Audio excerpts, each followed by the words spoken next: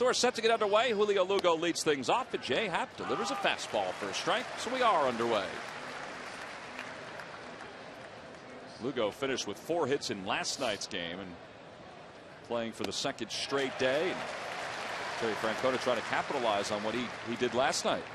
Here's Jay Happ in his 5th start of the year. He's a little shaky the other night in New York. He couldn't seem to get his pitches down in that game.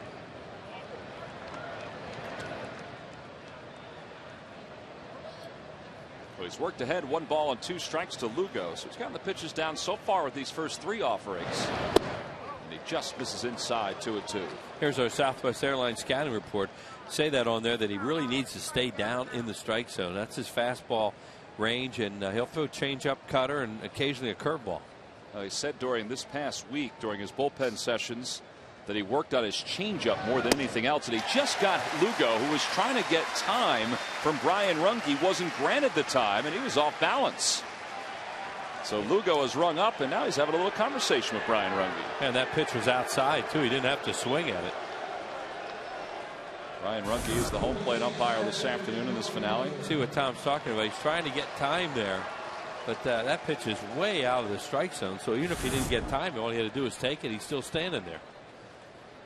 See that pitch in yesterday's Yankee Met game where Andy Pettitte, as Ellsbury lays down a beautiful bunt. Nobody's going to be over at first base, and he is going to have a bunt single here in the top of the first inning. Well, he couldn't have rolled that thing out there any better. Try to get it out there with the pitcher and the first baseman. They're both going after it, and then nobody's at first base by the time you can recover. Chase Utley tried, and all he did there was almost get involved in a head-on collision with Ellsbury. So a 1-out base runner here at the top of the first. That's just a great drag bunt. I mean, that is text. See, Ryan Howard, he's caught in between whether he should go for it or the bag. He probably should have gone to the bag and let Happ go after it, but I don't think they get him anyway. Now that'll bring Kevin Youkilis to the plate. Youkilis overall hitting .339, and you got to keep an eye on Ellsbury at first. I was mentioning the pitch yesterday in the Yankee Met game. Andy Pettitte thought Luis Castillo had called time. He stepped out of the box, so Pettitte short-armed a toss to the plate, and it was a ball way outside, and it could have been an easy strike. Yeah, he almost threw it to the screen.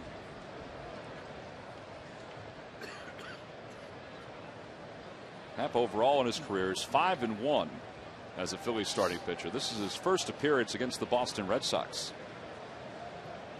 As Howard holds on Ellsbury, who has stolen 24 bases this year.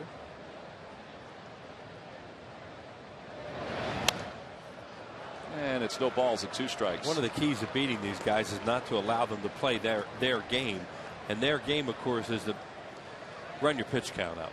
They take a lot of borderline pitches. They foul a lot off, and they get into teams' bullpens. And today the Phillies bullpen is really short, although they do have another fresh arm. Yeah, they brought Tyler Walker up from AAA Lehigh Valley. And they sent Sergio Escalona down after last night's ball game. And Walker's pitched real well at AAA. They made moves in 3 straight games now because of the fact that there's so much wear and tear going on out there, and also having to put Scott Aaron and Brad Lidge on the disabled list. 1-2 the count to Youkilis here in the top of the first inning. A little toss over. The conversation in the clubhouse today was about Jay Happ and the fact that they need a little length from him this afternoon. Charlie Manuel watched Jay struggle in his last outing against the Mets, where he couldn't get the ball down, as Wheels mentioned. And you know, Jay said that he spent a lot of time during his bullpen sessions trying to work on that downward angle. And they've got Ellsbury picked off with a good throw from Ryan Howard. It's not a good throw. Off the glove of Rollins, and Ellsbury's going to be at third. Back-to-back nights now. Ryan has made a first-inning error. It's a stolen base for Ellsbury. The error allows him to go to third. And that's his 3rd error of the season. He didn't have a real confident throw that time. You could see the ball tail. He's been very good at that this year. And in this case, he moves forward. And, you know, there's not much Jimmy Rollins can do about that. Sam Perlazzo talks about knee bend is very important in that. Maybe he didn't bend his knees correctly. And Youkilis hits it in the air, shallow right field. Ellsbury tags from third. Worth gets under it, makes the catch. Ellsbury takes off. The throw will stop him at third.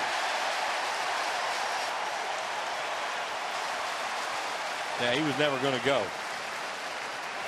Everything conspired against that. DeMarlo Harrell, of course, a really good third base coach, and they know that Jason Worth can really throw. So even with Ellsbury's speed, there's DeMarlo right there. You get behind a ball like this. Now see him, he's tagging, but Jason Worth really got behind that, and he was very shallow. And going to drop anchor. Well, it was up the line just a little bit, but Chris Coast came out just to grab it in front of the plate because he knew that Ellsbury wasn't taking off. Really surprising that Youkilis didn't get him in there. He's such a good contact hitter, and he expected him to hit it on the ground because the Phillies were conceding a run.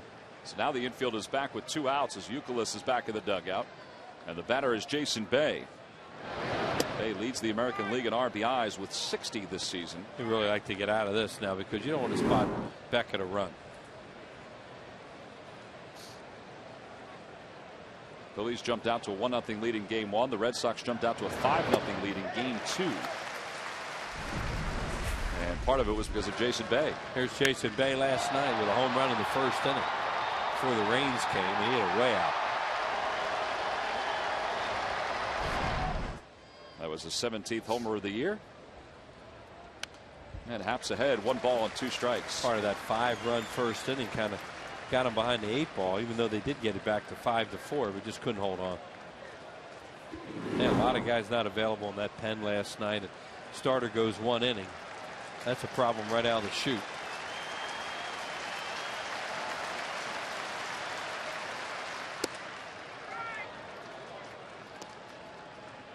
Saw that streak that Jason Bay has put together, reaching base safely in 15 consecutive games. He's hit in 5 in a row. And he's been pretty steady for them in the middle of this lineup. 3-2 the count to him. And he will walk. He's in the top 5 in walks in the American League, and Mike Lowell waits on deck. Well, he fits right into their offense because of what you're talking about, Tommy, that he walked and look at a lot of pitches. No wonder they play such long games.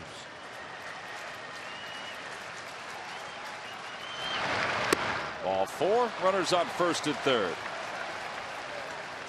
First walk given up by Jay Happ, who walked 4 in his last outing against the Mets. Time now for our Key State Chrysler Jeep Keys to this afternoon's game. Really cleared up nice, beautiful afternoon, low humidity. Josh Beckett, he's a hot pitcher. He is always combative against the Phils and vice versa. Should be fun to watch. Long games, extra innings. Well, they really need some innings out of Jay Happ here this afternoon. Yeah, we mentioned that they brought up Tyler Walker from AAA, so Escalona goes out. Walker had only allowed runs in 1 outing this year for the Iron Pigs. He's a former big league pitcher. Had a hamstring problem and setting back a little bit and pitching well since he came back. Mike Lowell takes a pitch low. It's 1 ball and no strikes. The other thought, too, is that the Phillies will have a handful of guys who didn't pitch in last night's game available tonight, but they even had to use J.C. Romero last night. Yeah. A little high, 2-0. Charlie talked about it extensively before the game this morning about he will not use a position player as a pitcher. And we'll talk about that later. And it's an interesting philosophy. It's a little bit like Jim Fregosi. Jimmy would never use a position player either, and that was just a personal way of managing. In the air to left field. Greg Dobbs making the start for Raul Ibanez is there over toward the line, and Jay Happ is worked out of a jam here in the top of the first inning. So Happ allowed 2 base runners. There was an error for the Phils. No damage, though, as we go to the bottom of the first.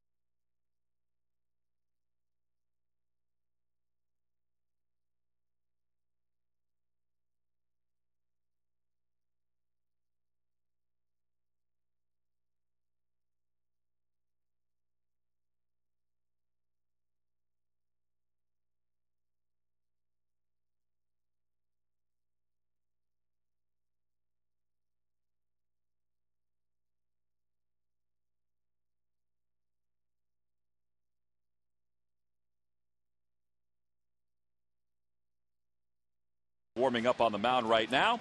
And Charlie Manuel's starting lineup brought to you by Budweiser. Leading it off at shortstop, Jimmy Rollins. Shane Victorino's in center field, batting second. Chase Utley, the second baseman, hits third. Ryan Howard's at first base, batting cleanup, followed by the right fielder, Jason Worth. Greg Dobbs will spell Raul Ibanez in left field. He'll hit sixth. Pedro Feliz, the third baseman, bats seventh. Chris Coast will be in the number 8 spot. He's doing the catching, and on the mound and pitching and batting ninth is Jay Happ. And facing Josh Beckett in his 13th game. He's 7-2 with a 3.77 ERA, and Wheels, that's an ERA that keeps on dropping. Sure does, Tom. This jumps out at you right here too. Look at it with the opposition, exactly the same amount of home runs issued to left-handed hitters and right-handed hitters. So it's not like he dominates one or the other. He pretty good against both sides. And there's our Southwest Airlines scouting report on him. He's pitched a lot against the Phillies, and his curveball is really his out pitch. 18 games overall, 16 career starts, and he'll face Jimmy Rollins to start things off. Rollins with 43 career at-bats against Josh Beckett. And he does have, as Harry used to say, does have him in his book. 256 against him, but it's been a rough year for Jimmy. A rough series, too. And the count, no balls and 2 strikes. The Lucky McDonald's Phillies home run jackpot contestant is Rick Marino from Beverly, New Jersey. If the Phillies hit a home run in today's ball game, then Rick will win $100. Compliments of McDonald's, introducing a new line of lattes, mochas, and cappuccinos. That's cafe coffees at McDonald's. He went for the kill there with a curveball. He threw 2 straight fastballs to Jimmy that he took for strikes.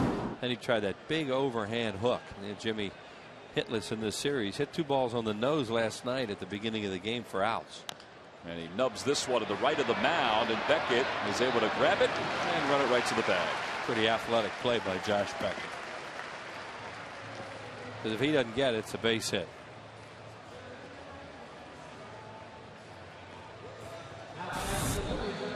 Watch Josh Beckett. He throws that curveball, and Jimmy smothers it. Youkilis is coming on, but he's not going to get to it in time to flip it to Beckett. And Beckett makes a play himself, helps himself there. And, you know, pitchers that can do that, they can really, well, you get outs any way you can. And when a pitcher can help himself that way, it's really important. Well, the numbers on Beckett have really improved as the season's gone on. He had a couple of rough starts the first few starts of the season, but he's allowed only 1 earned run in his last 28 2/3 innings. And that's a span of 4 starts. He's allowed 4 runs overall during that time. And even though this is interleague play, we just showed you those numbers on him. It's not like the Phillies are facing a guy they don't know. They really know Josh Beckett. Not only because of spring training, but also because of the fact that he pitched for the Marlins in the beginning of his career. Pitched one of the very first games of his major league career against the Phillies in relief in Florida. It heard so much about him. And back in those days, he was having a lot of blister problems and missed time with that. 1-1 the count to Victorino. And it's now 1-2. I mentioned Brian Ruggie is the home plate umpire. Darryl Cousins, the crew chiefs, over at first base. Bill Miller's at second, and Jim Joyce, let's just say that he didn't get a very warm reception when they introduced him before the ball game today. He's over at third. Yeah, he had first base the other night when Greg Dobbs hit that ball. It was ruled foul. And Victorino's down on strikes, and they're 2 away. For the first strikeout for Beckett. Ooh, did he fool him with that hook? Victorino was just trying to foul it off in the last second, not able to do it. Well, the numbers we talked about, how he struggled in April to a 7.22 ERA. But he has not allowed an earned run here in June, and look at his numbers in May. Oof. Normally he starts a lot higher than that. That looks almost like a harder breaking ball. Yeah, that was a different look. Chase Utley takes a strike, so the count is 0-1. He has a changeup. I mean, maybe that was a changeup, but it looked like he kind of, you know, flipped his wrist the way you throw a breaking ball. He'll throw changeups to left-handed hitters, but basically he's going to throw fastball, curveball. And there's a fastball there, and Chase is down on the count 0-2. Chase is 3 for 10 in the series. A double, an RBI, a walk, and a run, and in 2 games against Boston. Just one fielder on the left side, and that's the third baseman Mike Lowell playing shortstop.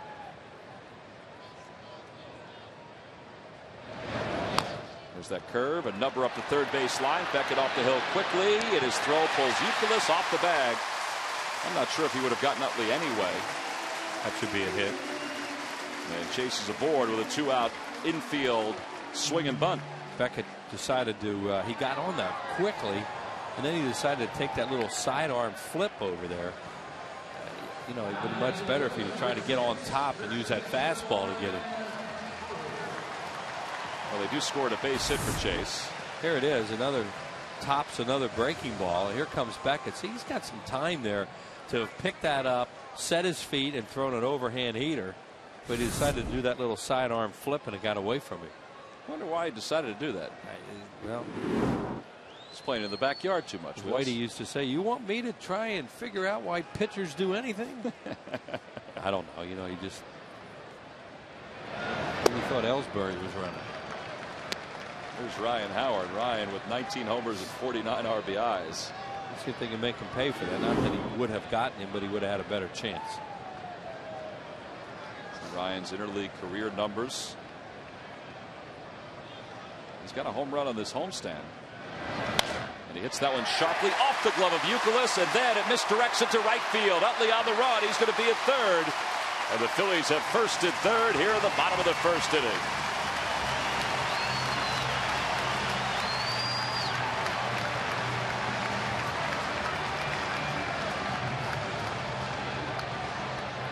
So back-to-back hits for the Phillies. And they've got something cooking here in the home first. Last outing, Beckett worked 6 innings against the Yankees, allowed only 1 hit. And Ryan hits it hard, deflected there by Youkilis, and then Nick Green, playing second base, has to try and scramble after it, and Utley easily gets the third on the play. Yeah, if he had let it go and waited for Baldelli to come and get it, he was so deep that Chase would have scored. So Jason Worth has an RBI opportunity with a runner at third and 2 outs here in the home first. And he backs away from the curve that floats right over the inside part of the plate.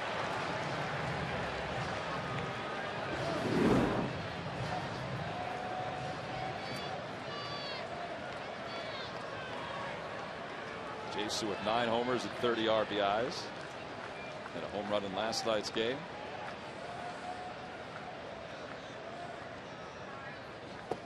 And seriously, if you have a big league hitter bailing like that on a curveball, that's a pretty good pitch. Yeah. Well, his curveball is tremendous, and this looks like a changeup here. Takes him to 1 knee. So those are 2 of the swings that Jason Worth will really not look back, or 1 swing and 1 take that he won't look back and say, boy, I really want to watch that a lot. Work a fastball outside. It's 1-2.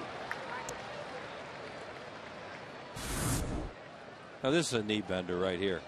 Oh, I remember that feeling. It's almost as if Jason Worth spun out of the way, and Brian Runge said, "You know, you look kind of silly there, so I'm going to call that a strike," because that looked like it was still inside. Wow. And it holds 1-2. Well, Beckett will hit you too.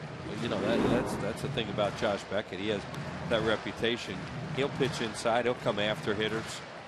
He's only hit 2 guys this year. I was kind of surprised by that number. Yeah, but he's combative, as we mentioned in the scouting report on him, and he'll dust guys. So there's always in the back of a hitter's mind, he's going to hit me.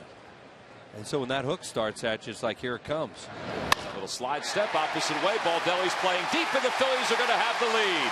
RBI single for Jason Worth. A 2-out, 2-strike base hit, and the Phillies lead it 1-0. Well, you said, let's see if you can make him pay after that little swing and bunt by Chase Utley. Yeah, I don't know whether he would have gotten him or not, but you know, he certainly wasn't going to get him the way that he threw it, and they've pieced together a nice little rally here with 2 outs. Jason does a nice job of hanging in there after those early couple pitches. Got a fastball away and hit it away, as you mentioned how deep the right fielder is. And there's an example of Beckett right there. You know, he doesn't hide his emotions. Well, now with Howard on second base and Jason over at first, not being held on. Greg Dobbs in his first at bat of the day. Dobbs is playing left field today for Raul Ibanez. Now, Raul's fine. He is banged up like every player is at this point. It ends a string of 222 consecutive starts for Ibanez. He just figured they want to sit him today and then he'll play Tuesday night. Boy, is Baldelli deep again. He sure is. Ryan Howard can score easily from second on a base hit to right. Well, I think he can. No, I would agree with you on that one. Now get a feel for how deep you look at that. That looks like the ninth inning with a 1-run lead when you talk about a no doubles defense. Ellsbury usually plays a little deeper at center. 1 ball, 1 strike, the count to Dobbs. Like that ball Worth just hit, Worth would have caught it.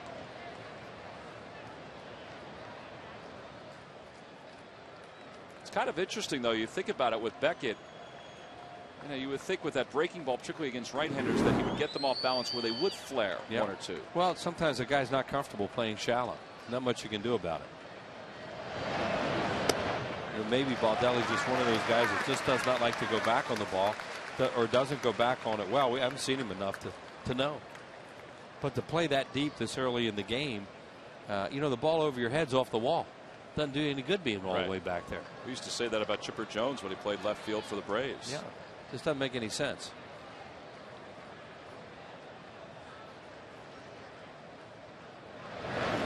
Dobbs tried to hold his swing. They appeal. No swing, says Jim Joyce.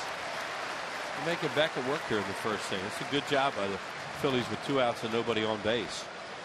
There's David Ortiz, who has today off again. He pinch hit in last night's ball game.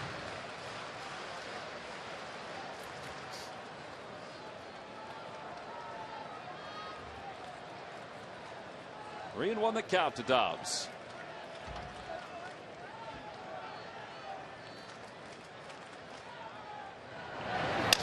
Broke his bat, popped it up to shallow right. Green is there, and the catch is made. So the inning is over. The Phils settle for 3 hits and a run. They strand 2. Jason Worth with the RBI. After 1, the Phillies lead it 1-0.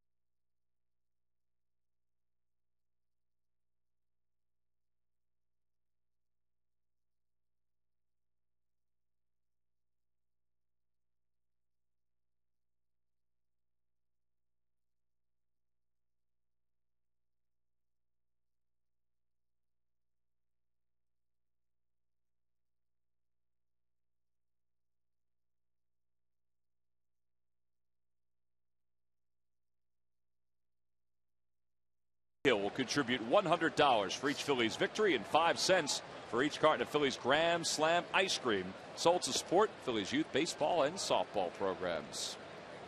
Phillies commit to today's ball game with a 35-25 record, 3 games up over the Mets in the National League East.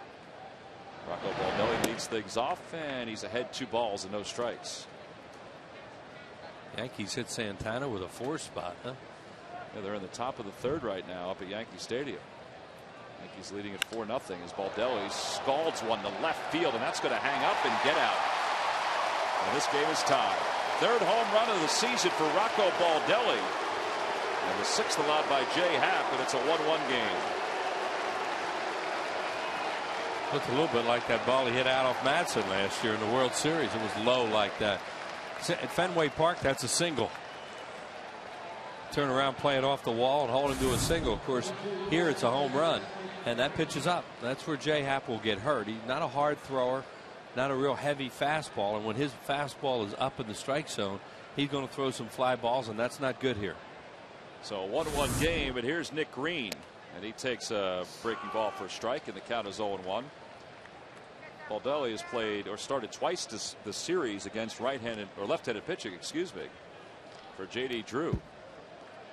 Today, Nick Green is playing second base for Dustin Pedroia. Try to give Pedroia a mental day, as managers like to call it once in a while. When they're struggling, just sit down. Mental health day. That's what you hear them use that term. That they just need to clear their heads and sit in the bench for a little while. Yeah, Baldelli is 1 for 13 in this series against the Phils. Pedroia. Excuse me, Pedroia is 1 for 13, and overall he has really been slumping. Right, hit a lot of ground balls to short, Tom. On the Toyota Major League scoreboard, there's that score we just talked about. Yankees lead at 4-0. Cervelli, Jeter, and Damon with RBI singles against Santana. Everything's up right now. You know, whether it's mechanics, you know, Rich Doobie can pick up on those things, and whether he can correct them midstream, you don't know. But when he's up, he's going to get hurt. And that one's up, and it is a towering shot to left, and it is gone. Nick Green, his third home run of the year. This guy's not a home run hitter. And the Red Sox lead it 2-1.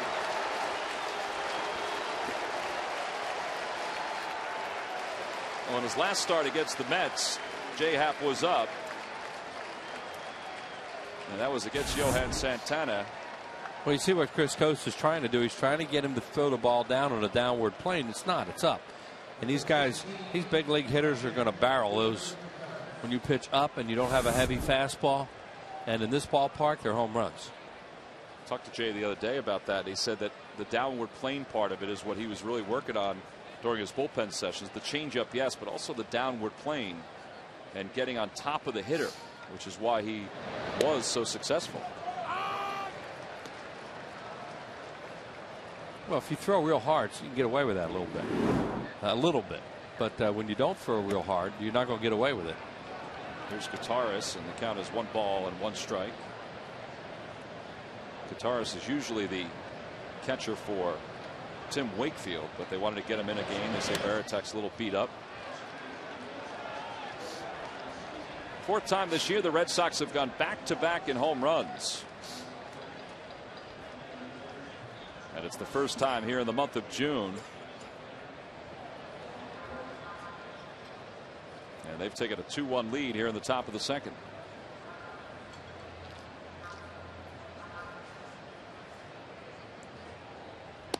Outside, ball 3. Here's Jason Varitek, who's taken today off. Well, he caught the long extra inning game on Friday, and then the long night here last night. Well, they were going to apparently start Gutierrez last night. But the last time he started for Matsuzaka, that's when Matsuzaka had all those wild pitches. So Rich Doobie's heading out to the mound right now to talk to Jay Happ.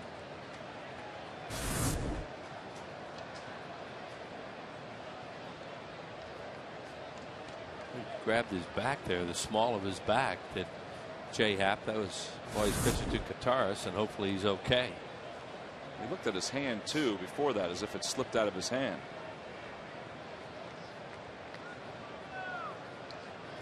Those bullpen sessions in between starts are so important for guys. I mean, even when they're going good, they're important. But this one was important because Rich Doobie and Jay Happ were working on that delivery and that downward plane and trying to throw strikes toward the knees or below those knees.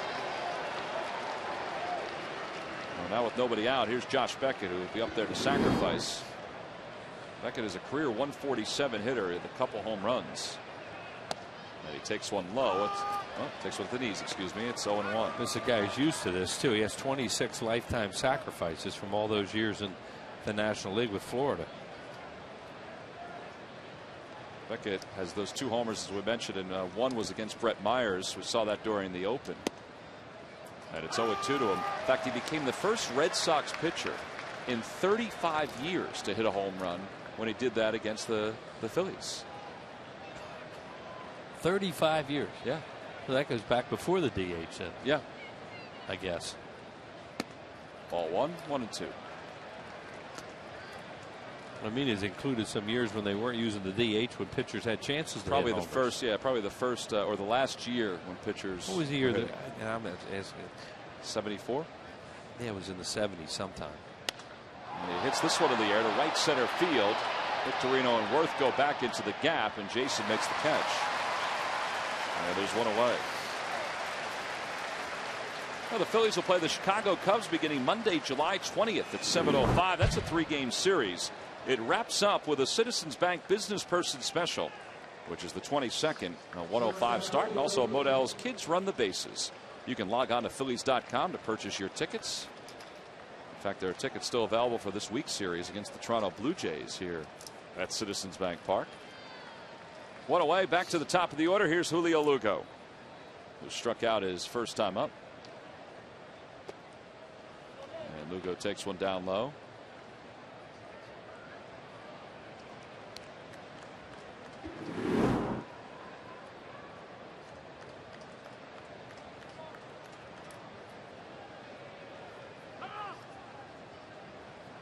Julio Lugo asked for time again, gets it this time from Brian Ruggie. Looked like he was attacked by a bug or something. Yeah, he was swatting at something.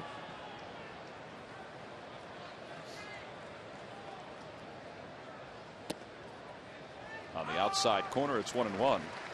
Brian Rungie's father, of course, was a good National League umpire. He used to work on one knee. His grandfather, Ed Rungie, was also. He's a third-generation umpire.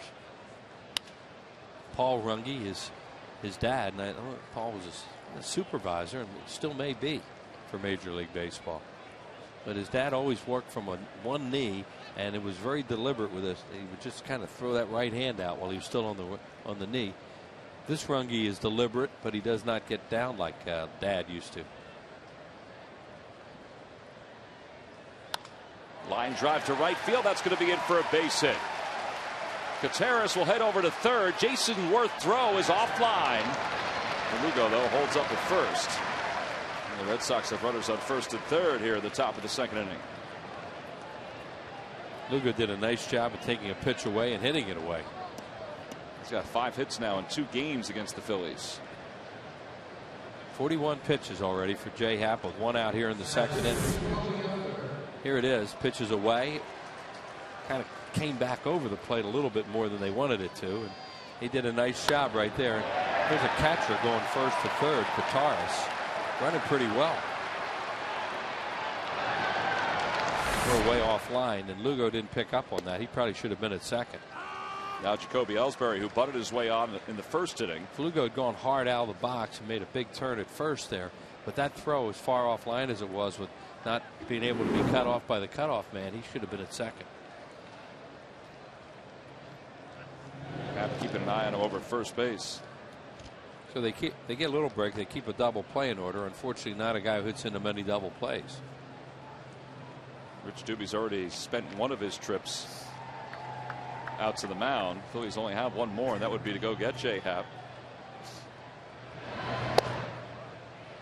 And outside, 1 ball and 1 strike. And there are no plans in the immediate future for that, the way this bullpen is. Will's mentioned with the off day tomorrow, the Phillies are hoping they can get through today with what they have, and they have guys that are somewhat rested after last night's game. That one's in the air to straightaway center field. It'll be deep enough to score.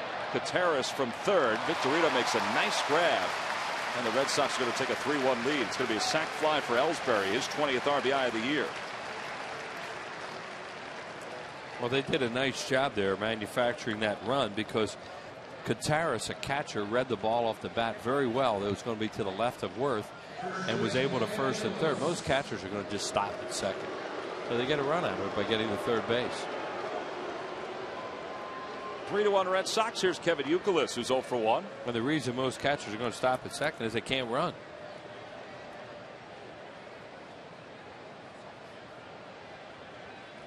Youkilis flying out to Jason Worth his first time up. Another throw over to first.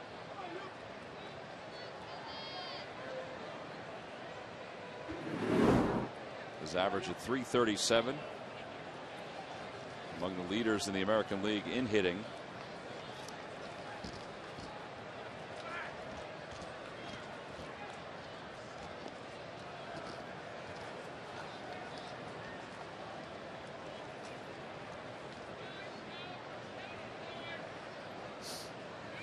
Leader in batting average in the American League is Ichiro. He's at .357. Youkilis and Victor Martinez are tied at .339 coming into today's game. It's 1 ball and no strikes. Happ keeps looking down in his landing area. Might have something to do with what they're working with as far as getting him more of a downward plane. But many times now his eyes are going right down to where he lands.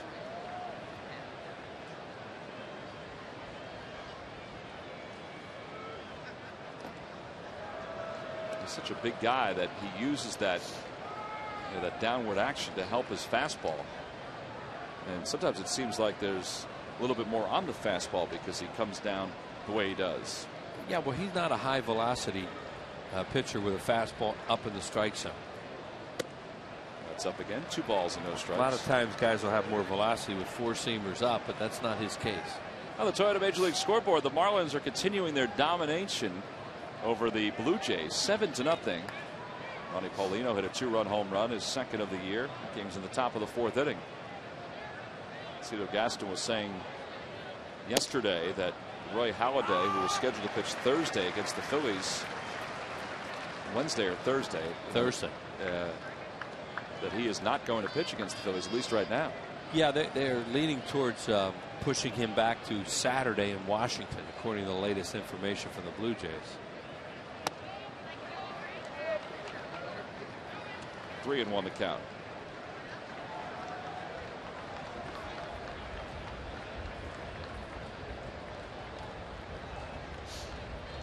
This will be the 30th pitch of the inning for Jay Happ. And he's behind 3-1 to Kevin Youkilis. And he takes a hack. It fouls it back behind home plate. See Youkilis do that too often, but he really wanted to hit a fastball there. Because that was ball 4.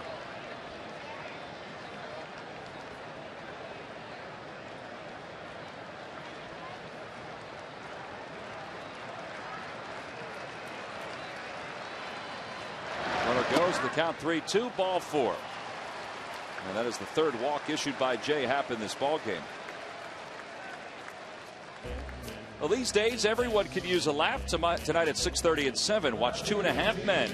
And remember, you can also catch the Phillies favorite comedy every night at 6:30 and 7 on IPHL 17. These at bats these guys have on the Red Sox, they would really be a handful to play a lot.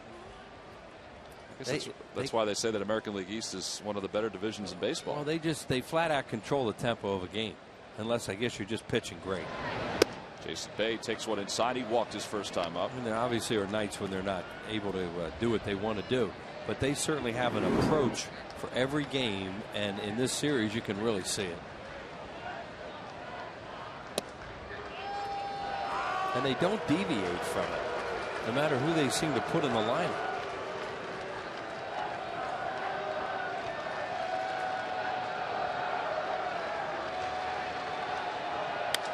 Line drive towards center field. Victorino's going to play it on one hop. Rounding third, heading for home is Lugo. The throw to the plate is cut off by Howard, and the Red Sox lead it 4-1. 61st RBI of the year for Jason Bay. And the Red Sox, and they did this last night, have batted around here in the top of the 2nd inning. Well, the Phillies went out there and bled out a run off Josh Beckett in the 1st inning, got the crowd really into the game, a lot of emotion in the ballpark, and now the Red Sox come out and go homer, homer, and then they start to just dink and dunk you.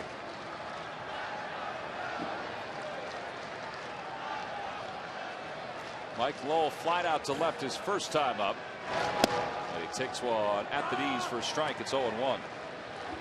By the way, in the bottom of the 2nd inning, we are going to be joined by Kelly Dugan, who is the Phillies' first selection in this year's amateur draft, the 75th pick overall.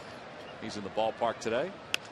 That one pulled on one hop to Feliz, the short way to second, in time to retire Bay, and the inning is over. But the Red Sox score 3 runs. They bat around here in the top of the 2nd inning.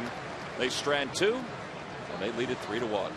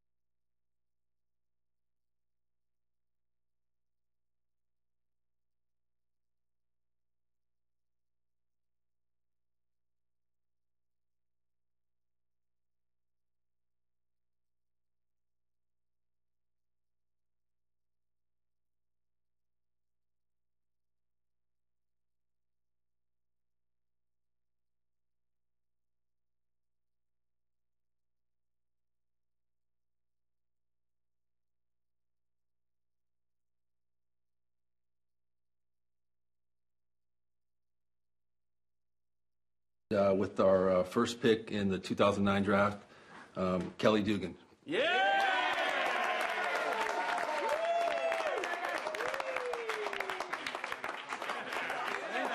There's a star-studded cast right there with Kelly Dugan, this year's Phillies first pick in the amateur draft, number 75 overall. He joins us now as we move to the top of the second inning, watching Pedro Feliz lead things off against Josh Beckett. It's the bottom third of the order. The Phillies trail at 4-1.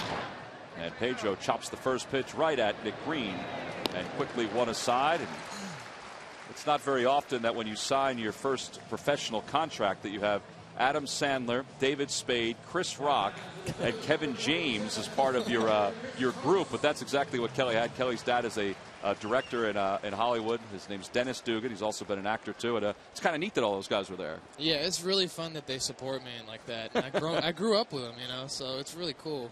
Well, speaking of that, that was on the set of Dennis Dugan's new movie that he's directing with all those guys called Grown Ups, and it must be neat to have them as part of your life and having them be part of your success too. Yeah, I mean, they've been great supporting me throughout the years, and they're great role models. They're major league actors, so it's good to see that kind of dedication and hard work. All right, now beyond all that, you just signed your first professional contract. How cool is that? Really cool. Really cool. Glad to be with the Phillies, the world champions. Well, that was emphasized during that impromptu press conference there. Shane Bowers is the scout that looked at Kelly this year, and he is the Phillies Central and Southern California scout. So he was the one that made the introduction. And I guess you anticipated that you would be selected on the first day. Was it everything you thought it would be? It was more. I'm just really proud to be part of this organization now and be part of this family. And the fans here are great, and they're really passionate about the sport and about their teams, and I'm just really glad to be here. You grew up in Southern California. Mm-hmm. You play against some pretty good competition out there? Yeah, some very good competition. A lot of guys from my high school are in the pros now. Chris Dickerson is on the Reds. Yeah. Brett Hayes on the Marlins. Brendan Ryan on the Cardinals. So there's a lot of good competition out there in Southern California. I mean, with the background with the movies and film and all this stuff and all these guys, there's a chance you might not get overwhelmed by all this. No, I mean, I feel comfortable, especially with this organization. It was great. I think it was the right fit for me. Count is no balls and one strike to Jay Happ with 2 outs here in the bottom of the second inning. Kelly's an outfielder. He's a switch hitting outfielder. And I know the Phillies had him here just prior to the tryout. What did you think of the ballpark when you first started taking those swings? It felt nice. It felt nice, especially from the left side. It felt good. Pop a couple out over there. It was really nice to hit in. Great field. 0-2 the count now to Jay Happ. Spent a lot of time around the cage with the guys today, huh? Mm-hmm. Yeah, we were hanging out around batting practice and stuff. I got to meet Ryan Howard and Chase Utley and some of those guys, and it was really nice to get to talk to him. I saw Charlie go walking you up to the cage. I mean, what was that like to meet him? It was great. He's a great guy. He loves to talk about hitting, too. Oh, yeah. He was excited, I think, that he found out I was a switch hitter. Well, there's Charlie. And Charlie, as Kelly will find out, will talk hitting 24 hours a day if you give him the chance. Jay Happ is going to retire to finish off this second inning. We're going to ask Kelly to stay with us as we go to the top of the third. It's a quick 1-2-3 inning for Josh Beckett. Phillies trail it 4-1.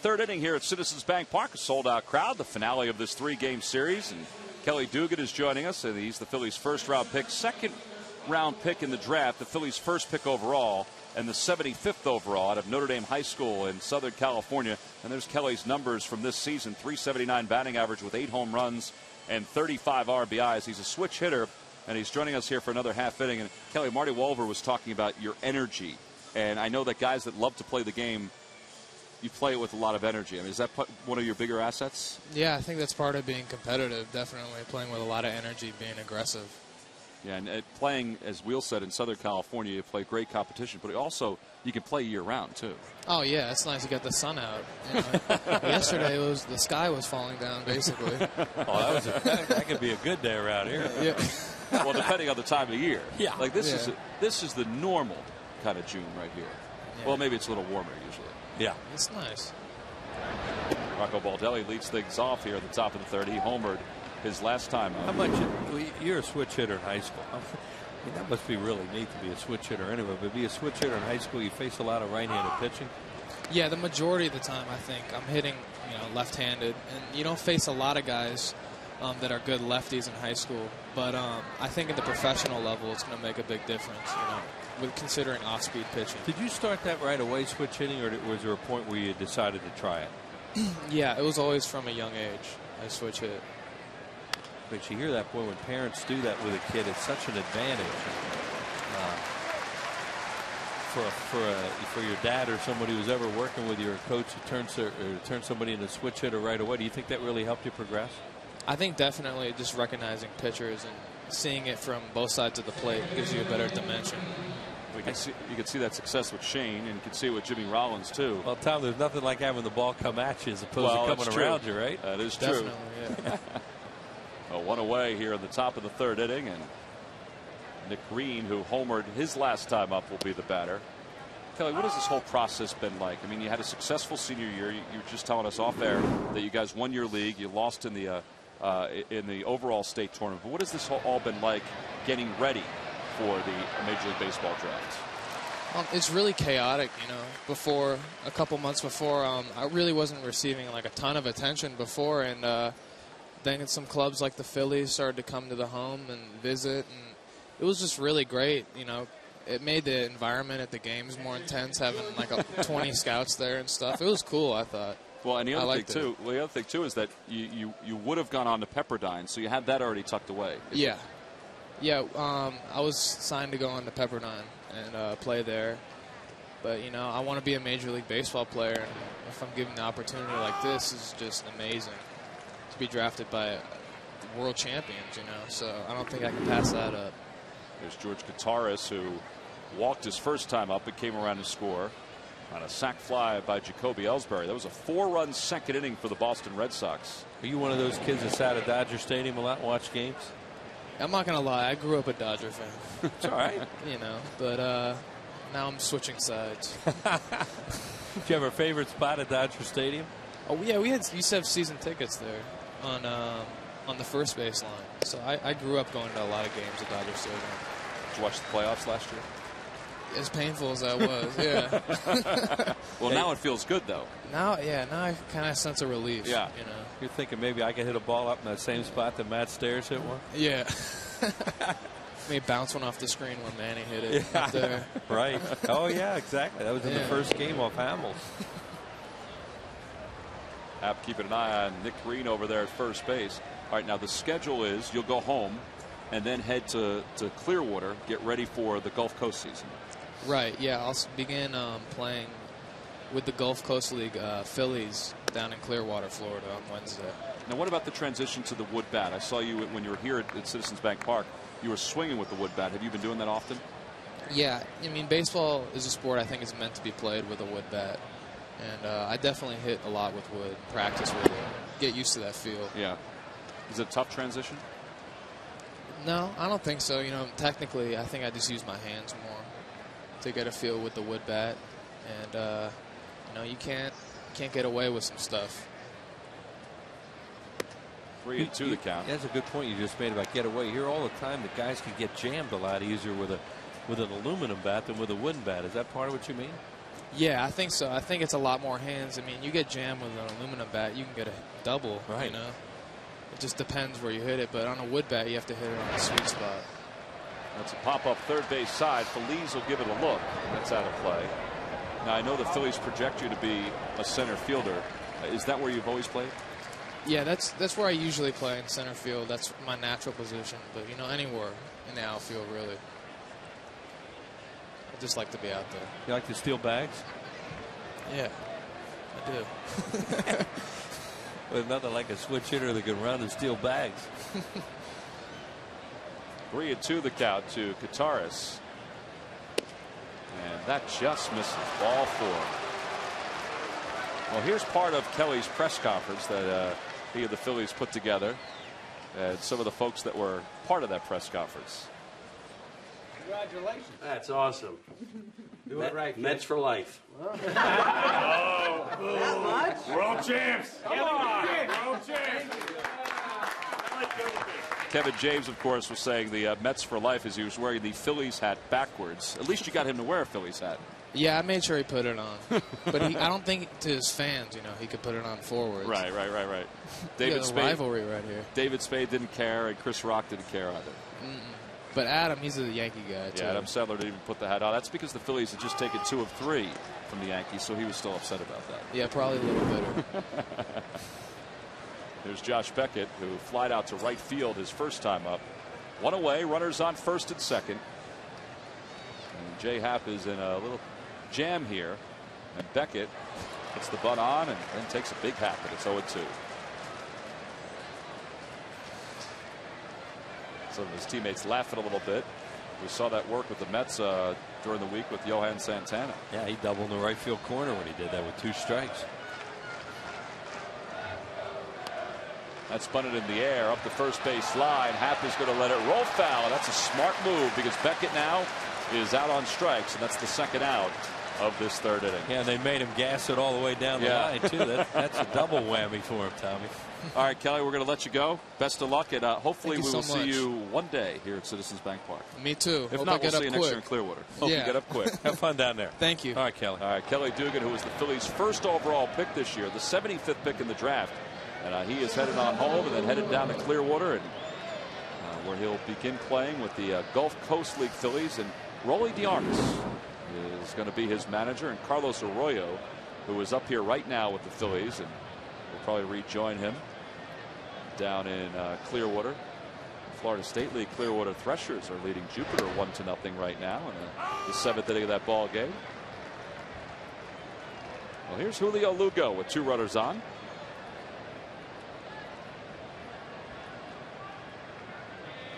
Gutierrez on second base, or excuse me, at first base. Green on second base. And it's 0-2 to Lugo. Yeah, Jay Happ trying to minimize the damage here.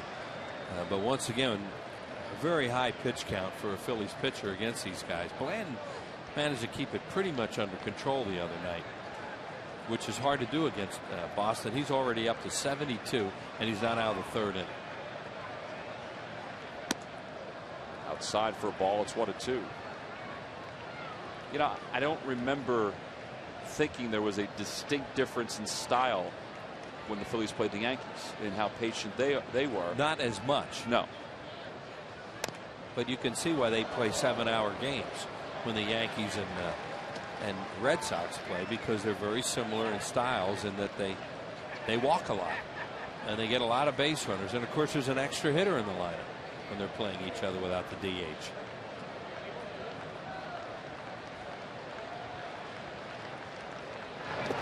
Two and 2 the count. Now Joe Torre's Yankees are the ones that really put that into the spotlight. The A's did it too. Of course, that book Moneyball was written with that in mind. How the A's look for guys like that would be more patient. Right, and Youkilis was one of the guys featured in it. Up high, 3-2 with a curveball. Jacoby Ellsbury waits on deck. Well, they slowly make a team bleed. That's what the Red Sox do, and then they can also pop one. Runners go. Pitches inside, ball 4. Hap wanted to know where that one was. But, he's kind of missing with pitches, and you don't get a lot of them. Well, it's time now for the Dodge Stump the Fans trivia question. Log on to Phillies.com. Go to the fan forum section for all the information. And please submit your answer on the subject line. The question is, who holds the Red Sox record for highest road batting average in a season? The answer will be revealed in the 7th inning. That's an easy one. Just figure that right out.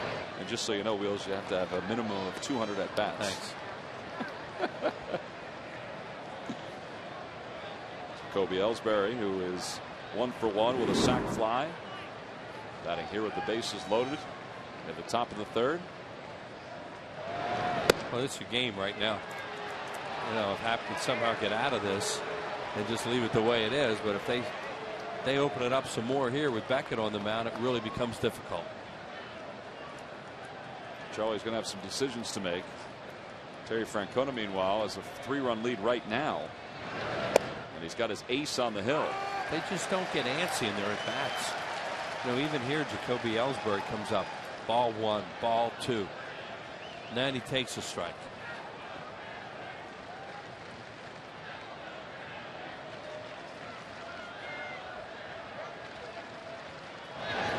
Oh, they did there. And he went upstairs in that one. That's one of the few times that you see today where one of their hitters has chased a bad ball. And it really helps. Instead of 3-1, now he's even with him. Despite missing the 3 games against the Yankees with the sore shoulder, Ellsbury has hit well here in the month of June. And the count is even 2-2. Hap trying to work out of a bases loaded jam.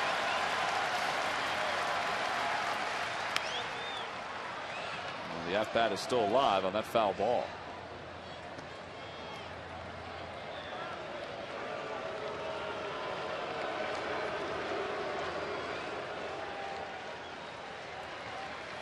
I guess that's that gentleman's version of some kind of a rallying cry right there. If that child has anything to say about it, huh? Like, Dad, could you rally some other way? Yeah. Like, why don't you put your hat on backwards? Yeah, or turn it inside out. Whatever. I don't know. Most kids seem to enjoy that, Wheels. Do they? Yeah. I think she's crying. Or he's crying.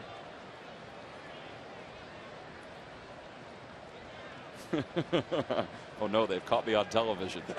Honest, he likes it, or she likes it. Please. That was good stuff. 2-2 the count. Line drive toward left field. Dobbs is there, and Hap works out of the jam here in the top of the 3rd inning. He used a lot of pitches to get through it, but he strands 3. We've played 2.5. Phillies trail it by 3.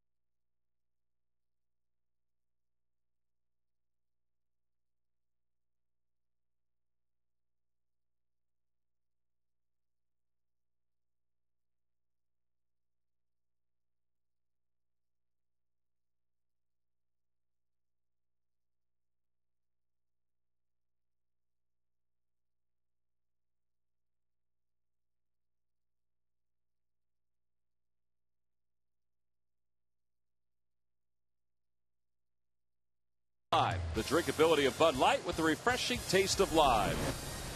By AT&T, your world delivered. And by your local Chevy dealers. Well, bottom of the third inning. Phillies trail at 4-1. And they'll send the top of the order up. Jimmy Rollins, Shane Victorino, and Chase Utley.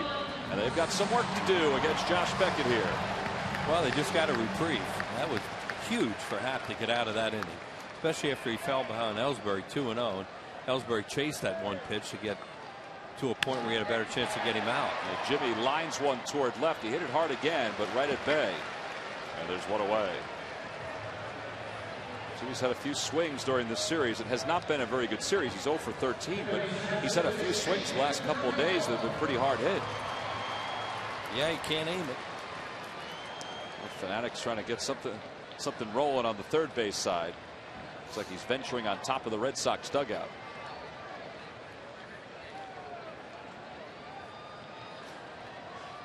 Victorino shows bunt, takes one for a strike. It's 0-1.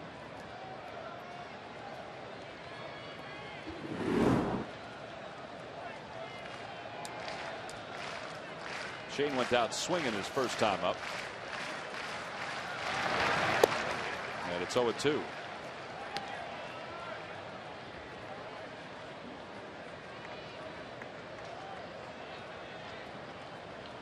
Beckett was acquired from the Florida Marlins in a deal that seems to have helped both clubs. The only thing is, as Victorino has rung up for out number 2, and he's down on strikes for the second time. The only thing is, when you say that, you think about what Beckett could bring on an every 5th day basis, and you wonder if it, if it was worth Hanley Ramirez and the guys that they got. But the Marlins got some pretty good players in return for him. Yeah, and like many deals nowadays, Tom, it was economics, because the Marlins weren't going to be able to keep Josh Beckett financially. So they did the right thing. They tried to get some younger players, and they did. And they did. Hanley Ramirez, of course, is the most important guy. But they also got Anibal Sanchez, Harvey Garcia, who's a hard thrower, and Jesus Delgado. And Sanchez pitched a no-hitter for them. And, they had Lowell and Beckett, and they were going to sign those guys. Yeah, Mike Lowell was kind of a salary dump in that trade. And I think a lot of folks thought that his career may have been done, but he proved them wrong. There's Chase, and Chase has the count, 1 ball and 1 strike. Yeah, the teams are being told, if you take, you get Beckett, Lowell's coming with it, and that was a lot of money. Of course, a team like the Red Sox, they just spit on money. They don't care. They're just a cash cow up there. Well, those two guys helped them win the World Series title. Chopper slowly hit first base side. Youkilis will take it to the bag, and the inning is over. Phillies are retired in order for the second straight inning. 7 in a row set down by Beckett. The Red Sox leading at 4-1.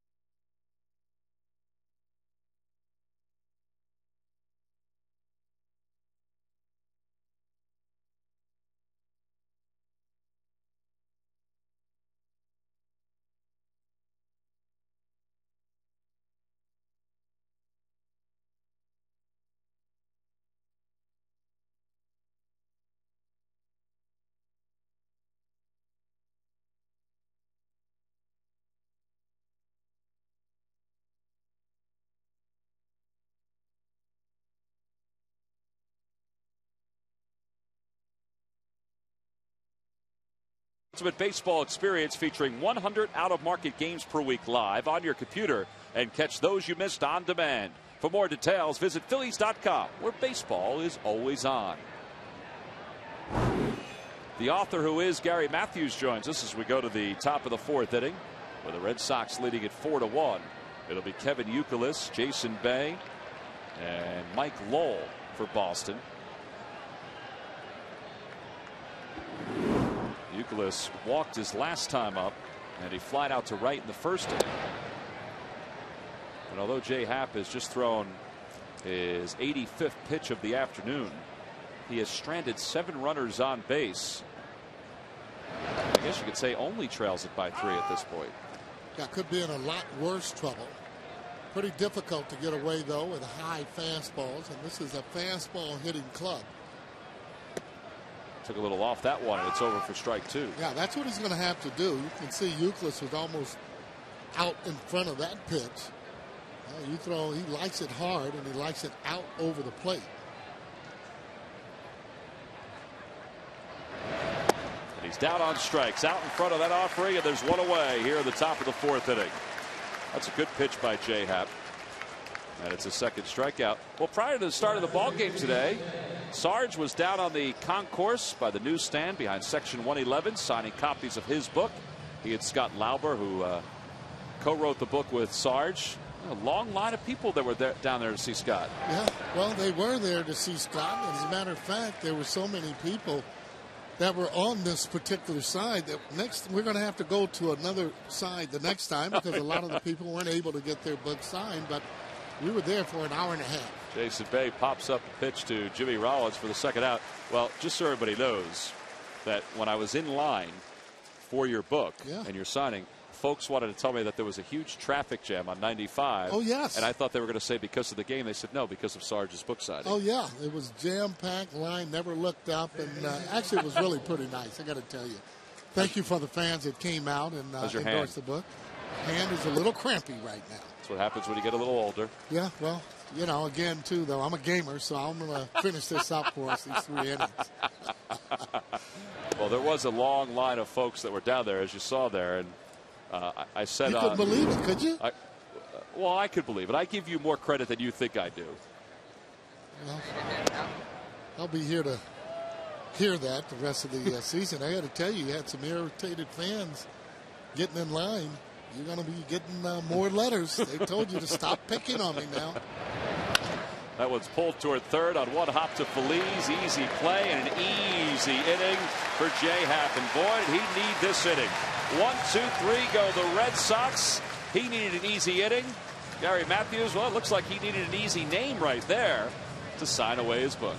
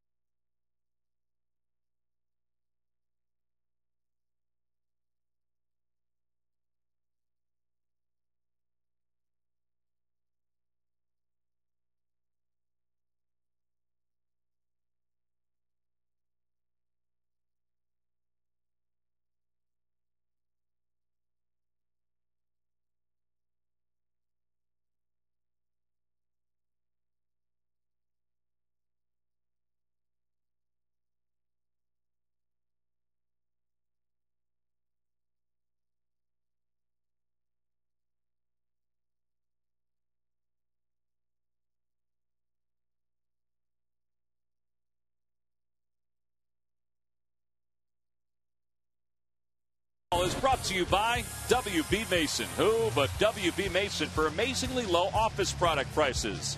By Bud Light Lime, the drinkability of Bud Light with a refreshing taste of lime. And by Southwest Airlines. Southwest Airlines is ready when you are. Go to southwest.com. Grab your bag. It's on. Well, so is the bottom of the 4th inning as Ryan Howard leads it off against Josh Beckett. Beckett has retired 7 straight, but Jay Happ has kept the Phillies within reach now over the last inning or so. Ryan Howard down on the count 0-2. Now, this is one of those pitchers, however, that the longer the game goes, the tougher that he gets. No secret, you like to try and get him early. Bill's had a chance early on. This guy settles down. He starts making pitches. He's pretty tough. 1-2 the count to Howard. I think I understand, Sarge, why real good pitchers settle down. But explain it to me from a baseball standpoint. Well, very simple. I mean, they end up getting a lot looser. They end up having more confidence in their breaking pitches, being able to hit their spots as Howard strikes out on a ball that's away. But I think that's the point you're making about hitting their spots. That's where Beckett wanted to throw that pitch. Yeah, and not only that, with Beckett, he's one of these pitchers here. Now take a look at it. Good movement, two-seamer as it goes away. He's one of those pitchers that every time he goes on the mound, he has no-hit stuff, meaning that he could throw a no-hitter that particular day. That's how good he is. Put Roy Halladay in that category, too. Jason Worth has an RBI single for the Phillies. That came back in the first inning. And the count is 1-1 strike. Got to have great mechanics on guys that pitch like this. And really, you're trying to see it and just drive it, not overswing on them.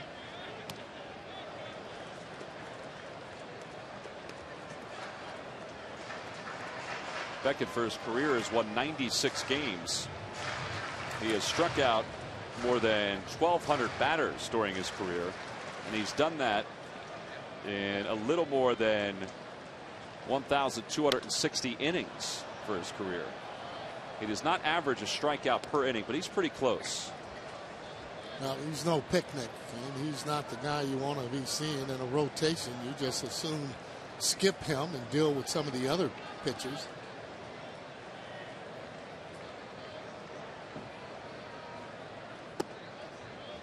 3-2 the count.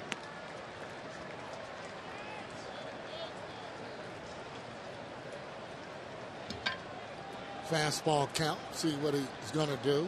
Usually he's been throwing that fastball, and this one's coming inside. And it's a fastball that's sunk at the last minute. Worth is down on strikes, the 5th strikeout. Time now for our Firestone leaders. There's Josh Beckett. His winning percentage with the Red Sox over 640. Pedro Martinez is at 76. And some of those other names, Babe Ruth. Man, that's an unbelievable winning percentage for the greatest home run hitter, or one of them of all time. Firestone, a tradition of innovation. I say that. Hank Aaron, of course, is probably considered the greatest home run hitter of all time, despite the fact that Barry Bonds has passed him in the home run totals. But how about Babe Ruth? So that's why people wonder who is the greatest player ever. And it's hard not to include Babe Ruth because he was such a good pitcher, as well as being an unbelievable hitter that, you know, just reestablished the way the game is played. Well, being able to pitch and being able to hit, not just hit, home runs, and home runs with a flair. I mean, you talk about a guy that had a little mustard on him when he was playing. And for good reason. I mean, pointing his bat and knowing that he could drive the ball out of the ballpark. Off the plate, Youkilis has it. Beckett's at the bag, and it's a 1-2-3 4th inning. Beckett with his 3rd straight 1-2-3 inning, and the Phillies are retired here in the home 4th. We've completed 4 here at Citizens Bank Park. Red Sox lead it by 3.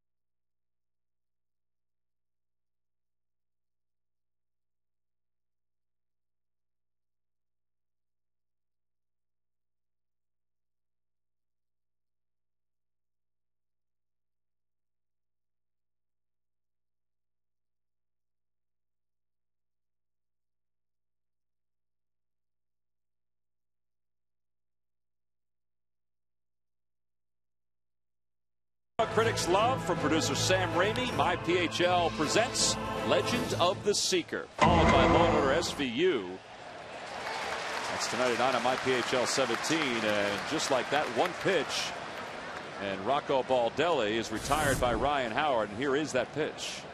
Little fastball, caught him inside, tried to get the head out on it. A little bit late. Howard uses two hands. So we said all around baseball over the last couple of days. Well, Nick Green didn't earlier when he went back and caught a pop-up. But you see a lot of guys squeezing with two hands after Luis Castillo dropped that pop-up Friday night in that Met-Yankee game. Boy, you can catch 100 fly balls or pop-ups and you miss one and they think that you can't catch them. Well, or they'll tell you to use two hands. Yeah, but the problem was, Sarge, is that it was at the end of the game and the runner on first came around to score the winning run on it. Well, that happens. Yeah. Speaking of the Mets-Yankees rivalry that's going on, how about this? On the Toyota Major League scoreboard, the Yankees have sent Johan Santana to an early shower. They lead the Mets 11-0 in the fourth inning. Nice hop for J-Roll, 2 away. And I will say this, Sarge. Watching Johan Santana the other night, it looked like he was there for the taking, even for the Phillies. Well, they hit some balls hard off of him. He's such a good competitor, however, and he's almost the same kind of way. I mean, buckle up when you face these guys, and the way to beat them is the way that you did. You got to knock them out of the game. Well, but do you agree that there were times where it looked like he was, he was beatable the other night? That maybe he was a little weary. Yeah, 4 home runs off of him. Yep. Guitarist skies one to right. How about Jay Happ? Jason Worth makes this catch, and he has another easy inning. 1, 2, 3 go the Red Sox. He's now retired 7 straight. He's settling in. Phillies, though, trail it by 3.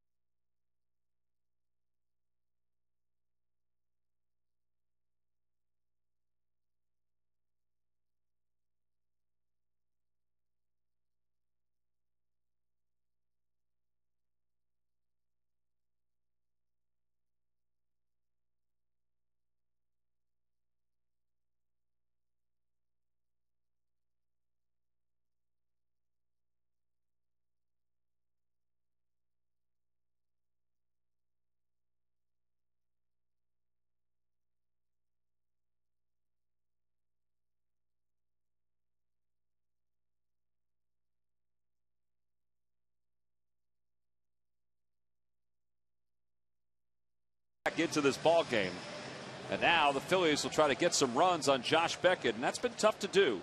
Beckett has retired 10 consecutive batters as we begin the bottom of the 5th inning. Pedro Feliz grounded out to second. There's Jay Happ with his helmet on, and why not? I mean, he has had 2 very easy innings.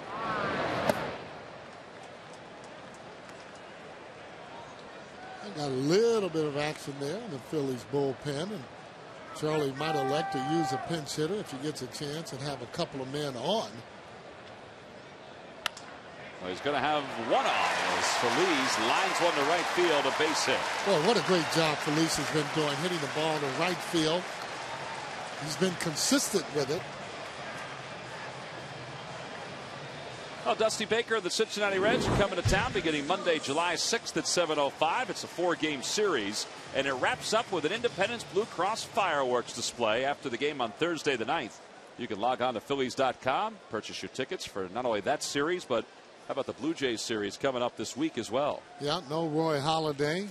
pulled the groin and just as soon miss him. Yeah, he was scheduled to pitch either Wednesday or Thursday, and according to reports, the Blue Jays are going to move him to sometime next weekend against the Washington Nationals. There's Chris Coast, who went down looking his last time up. Yeah, the problem, though, you have with Beckett, he doesn't give a lot of free passes, so you're going to have to hit yourself back into this ball game and hoping that he makes a mistake or two with men on. Line drive toward left field. That's going to drop in front of Bay. Back-to-back hits for the Phillies. Well, let's see what Charlie does with Jay Happ. He may elect to have him bat here and get another inning out of him and maybe have him sacrifice the runners up a base. Yeah, that's exactly right. You'll be up there to sacrifice. Again, this is the way you get back into the game. You see Sam giving signs somewhere in there is the bunt sign. They'll have a bunt sign they give. They'll also have a sign that they'll take off whatever you put on. How many times do they change the signs during the course of a season? Well, it depends. If you have a guy that's been with your particular club, they'll change signs there. They get on second base, and if you see guys might have your signs, they'll change and go with maybe tapping the way that you see it right now, as opposed to the fingers 1, 2, 3. Jay Happ squares, bunts the ball off the plate. Youkilis off the mound, thought about third, instead has first. And the sacrifice is indeed successful for Jay Happ. 3-4 on the putout. 2 runners now at scoring position. Yeah, normally you'd say, hey, bunt that ball to the third baseman, but with Beckett pitching, you just want to bunt it in somewhere. Good thing you didn't bunt it very hard. Youkilis charging that ball and was aggressive. Looked like he was going to try and throw the ball to third base. Well, here's Jimmy Rollins in a big spot today. Jimmy is 1 for his last 22 and hitless in this series. He's 0 for 13 in the series.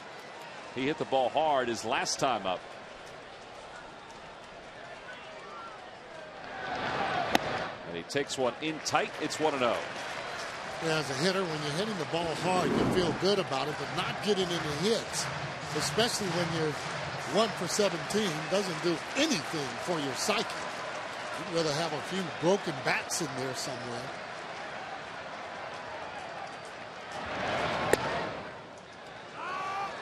Took a little off that fastball, which is usually 94, 95, and it was at 90 there. And you can even see the difference as it was coming in. Yeah, this guy knows how to pitch. Going to have to really watch Euclid. If that ball's hit to him, he might elect to come home with it, especially if the ball is hit hard.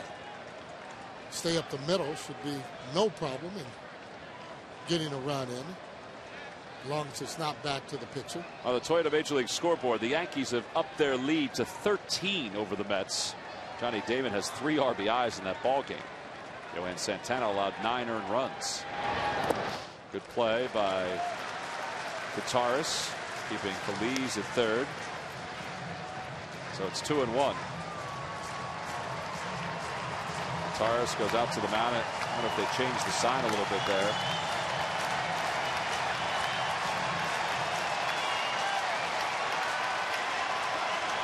Well, usually they'll change the sign if balls are being hit and hit hard with a runner on second base.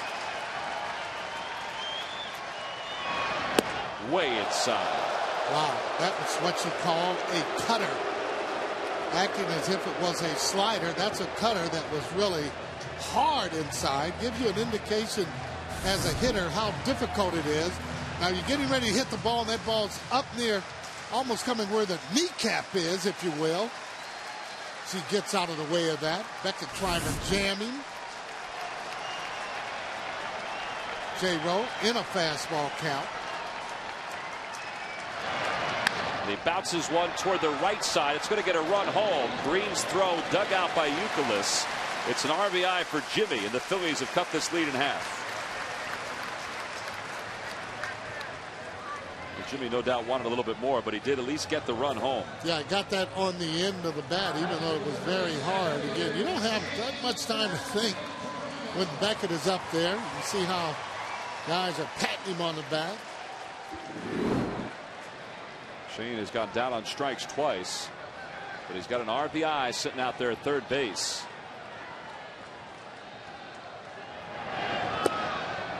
Not a bad idea. I mean, Euclid is playing back behind the bag at first. Well, you know they have a sign too, because right away Coast was getting ready to break, so he must have had a sign there from Victorino allowing or letting them know, hey, I could bunt.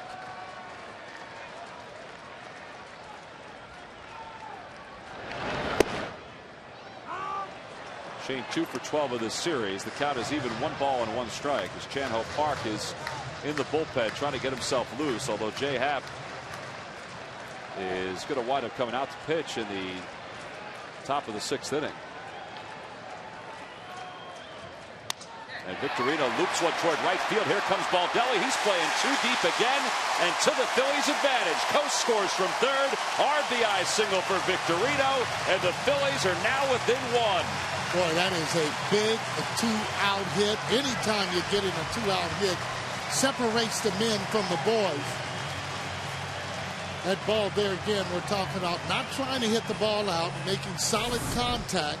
Now just take a look at this stroke. Usually Victorino's a little bit long, short and quick to that ball. Staying on it. Drops the ball right in front of the right fielder, Baldelli. See Beckett as he blows a little bit. Saying, okay, here we go, 2 outs.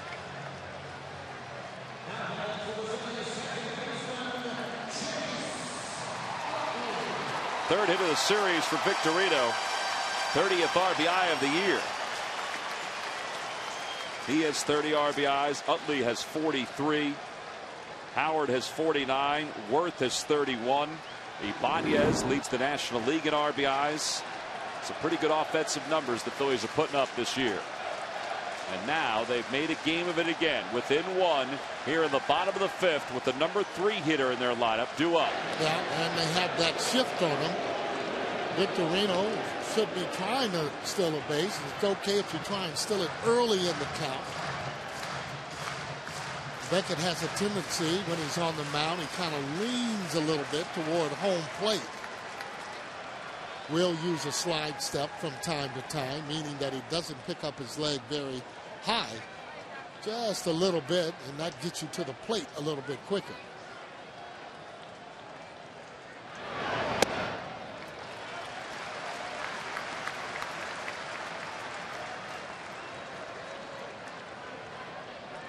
Jimmy Rollins and Charlie Emanuel.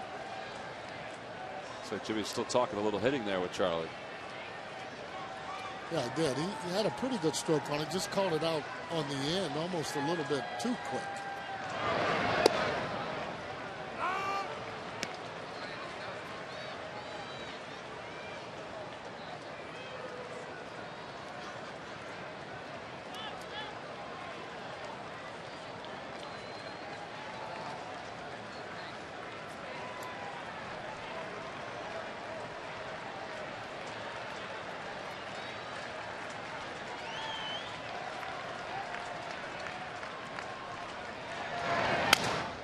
To the opposite way. This is going to be a tough play. Lowell has it. His throw not in time, and it gets away from Euclid and goes down the stairs.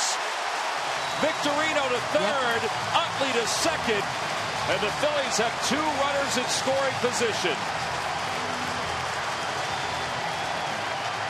Well, and I would think that would be a hit there, the way that ball was hit. Oh, yeah. Utley running there from the left side.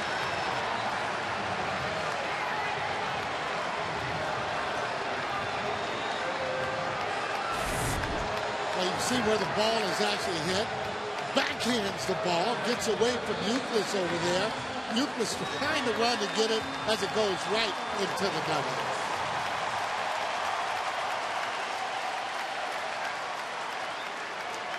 It's a single for Chase. His second hit of the day, second infield single, an error on Lowell. And the Phillies have runners out second and third with 2 outs. Ryan takes one low, 1-0. Phillies now with 7 hits against Beckett. He allowed 1 at his last outing. Well, we've seen Phils before. I mean, they can get up against some good pitching. They can hit good pitchers. Guys have a terrific squad themselves. Line drive, base hit, heading down toward the corner. The Phillies are going to take the lead. Victorino scores. Utley coming home, he scores. And Ryan Howard slides into second base with a 2-run double. And the Phillies lead it 5-4. Well, you're talking about some serious concentration there with Ryan Howard as he takes the first fastball, picks on the next one.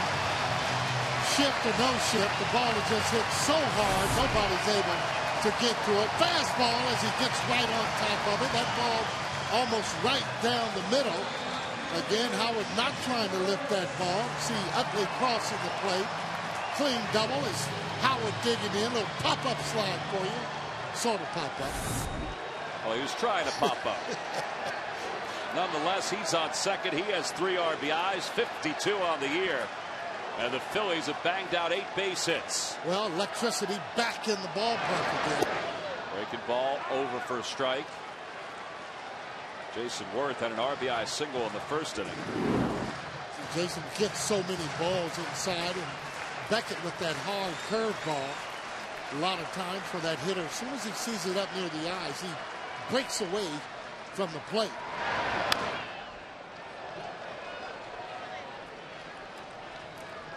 So 0-2 the count now to Worth. Look at the line. 4 in the second for the Red Sox. 4 here in the 5th for the Phillies. Shows character in coming back. Excuse me there, Tom. Against this guy, too. Oh, big time. I mean, these guys, they get up again against good pitchers, and they always have. Sometimes mediocre pitchers with good breaking ball will give them a little trouble.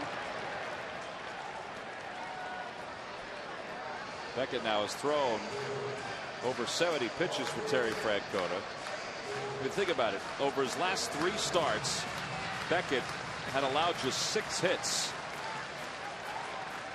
Yeah, there's well, pitch count there. Wasn't facing the fighting Fields. Howard goes 0-2 outside. Nobody's covering third. He was antsy to do that. That was his third. That's his third stolen base, and he was dancing off second. And no reaction from Jimmy until now.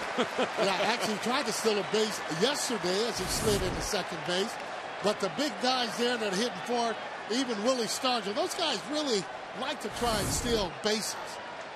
Thing is, though, once they're caught, manager tells them don't ever go again.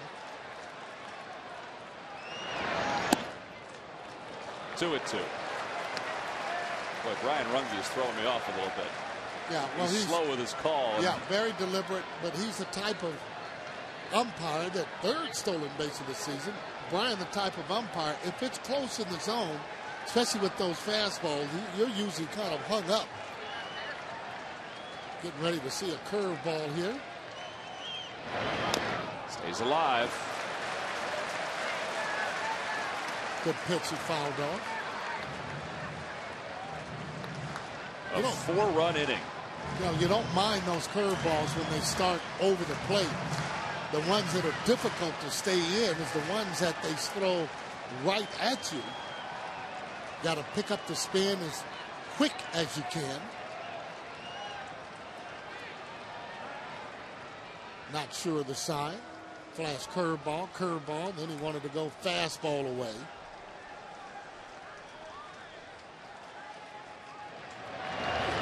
Line drive caught by Lowell.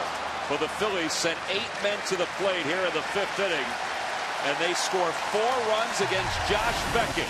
And they take the lead. This is the ball that gave them the lead. The double by Ryan Howard. It's 5-4 Phillies.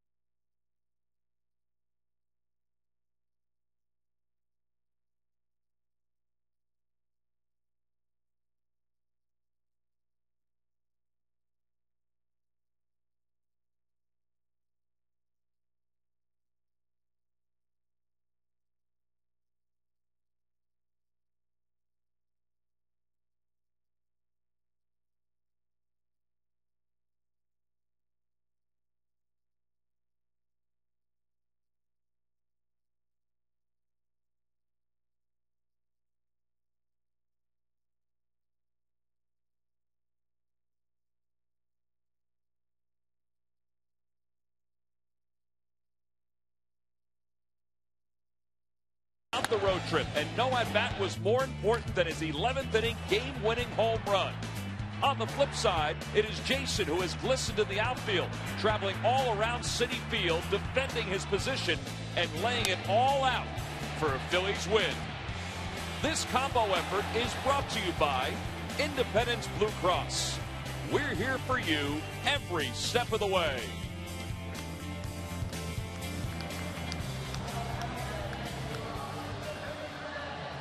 Well, the Phillies lead it 5-4 as we go to the top of the 6th inning. And maybe the prelude to the inning was the way Jay Happ was pitching. Josh Beckett, meanwhile, not too happy in between innings.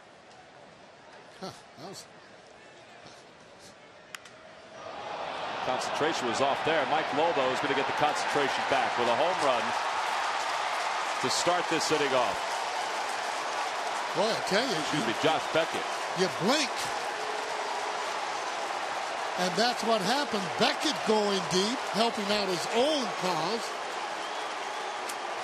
Second career home run against the Phillies, third home run overall.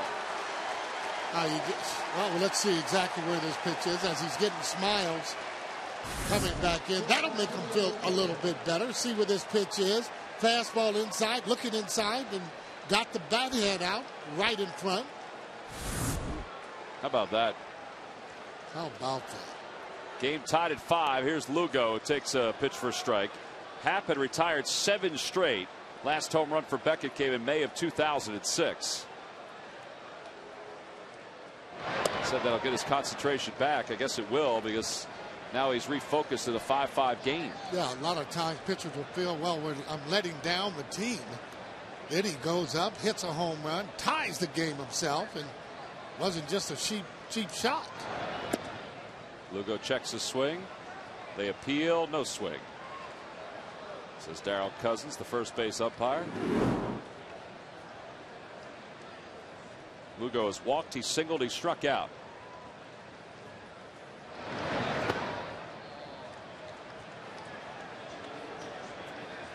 Even though he has hit a home run, you can't get shy in the strike zone. You got to come right back at the hitter. It seemed like that's how he was so successful in the 4th and 5th. The walk by Happ. Rich Doobie watched as Jay Happ kind of settled some things down the last 2 innings, but now after the home run by Beckett, he has walked Julio Lugo and gets a visit to the mound by Chase Utley. Yeah, that's his 6th walk of the ball game so far. Again, you don't want to give free passes to hitters, and then when you look over at the ledger there of Beckett, no walks. Well, the Toronto Blue Jays are coming to town this Tuesday. It's part of a 3-game series, 7:05, 7:05, and 1:05. Thursday is the Citizens Bank Business Person Special, and of course Wednesday is a salute to Jackie Robinson, plus the Faith and Family Celebration. Get your tickets now. You can log on to Phillies.com. There are seats still available for all 3 games of that series. So nobody out. Runner on first, Jacoby Ellsbury. He was 1 for 2. Got a sac fly in the second. And they're keeping an eye on Lugo. Well, the fight feels clearly had the momentum on their side. You still can have it. Just needs to make sure they don't score any more runs.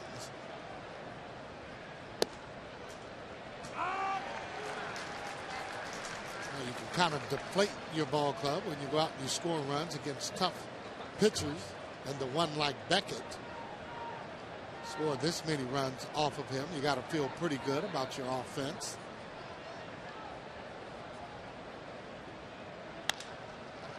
This might be 2. Utley to second for 1. Rollins to first. A double play.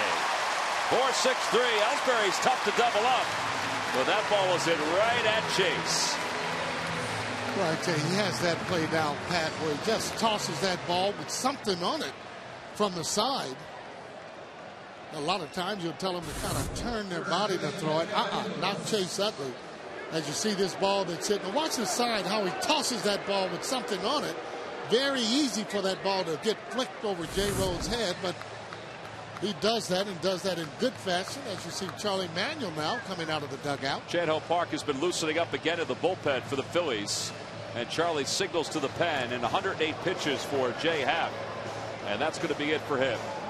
Well, Jay Happ had a 1-run lead as this inning began, but then Josh Beckett's home run tied it up at 5 apiece. He'll exit with the game even at 5 here at the top of the 6th.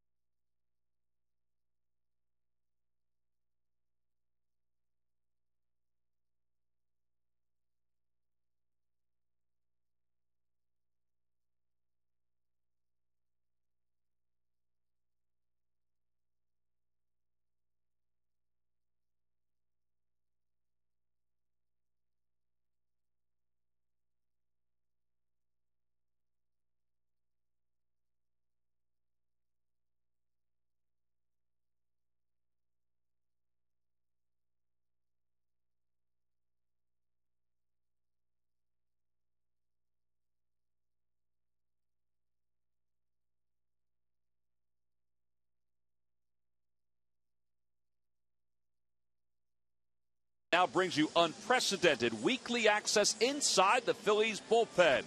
The Pen, an MLB Network original series, premieres tonight at 8 on the MLB Network. And that bullpen, that group is one of the funniest groups you'll ever be around. And it ranges from the players to the guy that's taking a sip of the Gatorade right there, Mick Billmeyer, who is the bullpen coach. I mean, they are an entertaining bunch. And Danny Fields has been following this team around for the last couple of months. And again, the premiere is tonight at 8 on the MLB Network. Chan-Ho Park is the new pitcher. He'll throw one pitch. Pedro Feliz makes a good throw, and Kevin Youkilis is retired to finish off this 6th inning. Jay Happ, well, he can't win it. He can't lose it. The Phillies, though, go to work in the bottom of the 6th, tied at 5.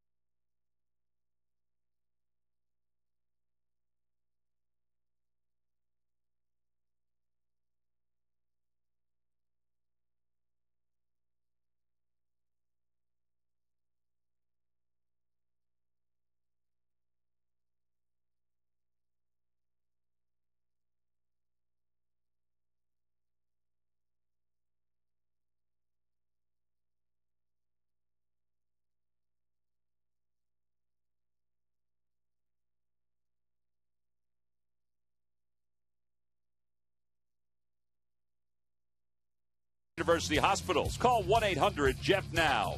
And by McDonald's. Introducing McDonald's McCafe coffees. Try hot or cold iced mochas, lattes, and cappuccinos. McDonald's. I'm loving it. Greg Dobbs leads it off in the bottom of the 6th inning. And he swings and misses at a pitch inside, and the count is no balls and 1 strike.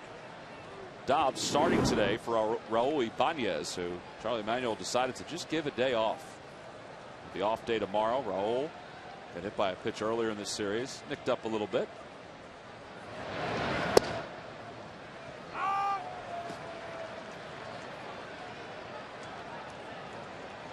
amazing thing about Ibanez is that, you know, his stretch of games started 222 straight. That's a lot of ball games.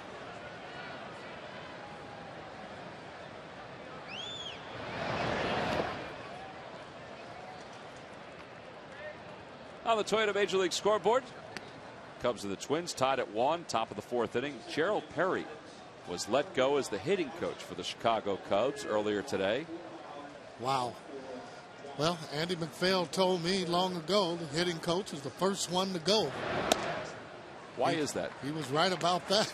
I don't know.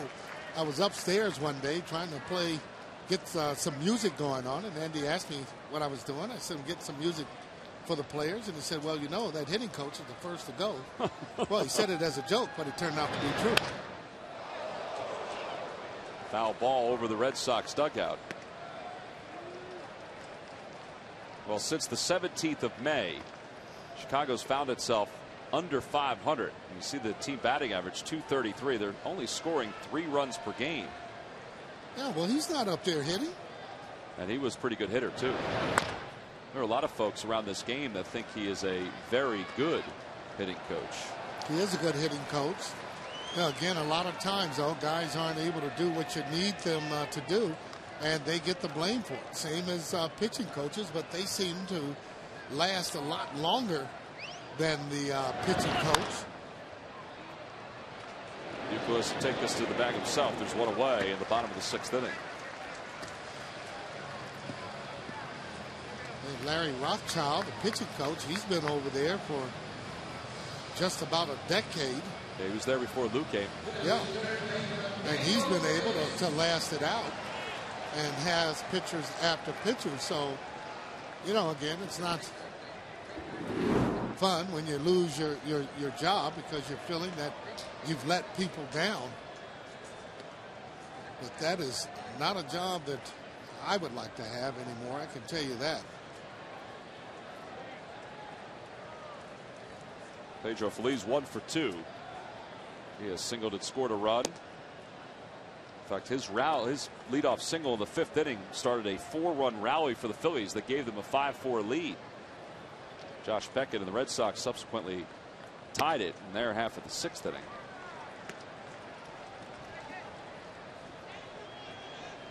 Another standing room only crowd here at the ballpark. Those folks are up at the Bud Light rooftop.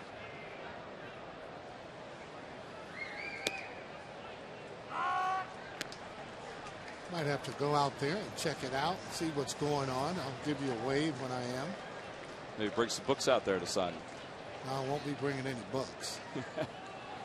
Don't want to carry anything. Don't want to hold on to anything. That's it. Nothing warm anyway. I was going to say, you don't want to carry the books. You might want to carry a couple of those. 2 balls, 2 strikes the count. And Feliz lines one to right center field. He's got his second base hit. All right, Sarge, let me ask you a question here. You were an outfielder, and I'm glad he's doing it because it's produced a few hits.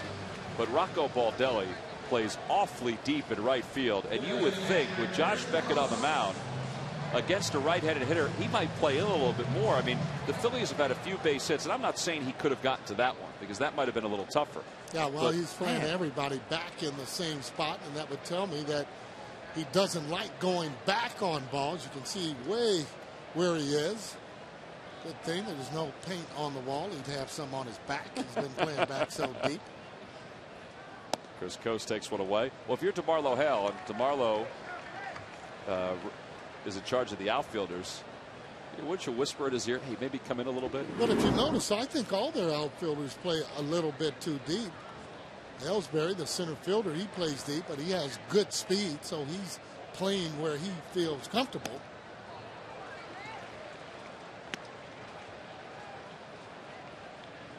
Coase singled his last time up against Beckett. The Phillies now have 9 hits against Beckett in this game. You know, one of the reasons Jason Worth is able to catch balls that potentially look like they're base hits because he plays a more shallower right field. So does Victorino. There's a pop-up down the right field line. Baldelli, a long run toward the line. He's there. The ball was up there long enough for him to make that grab, and they're 2 away.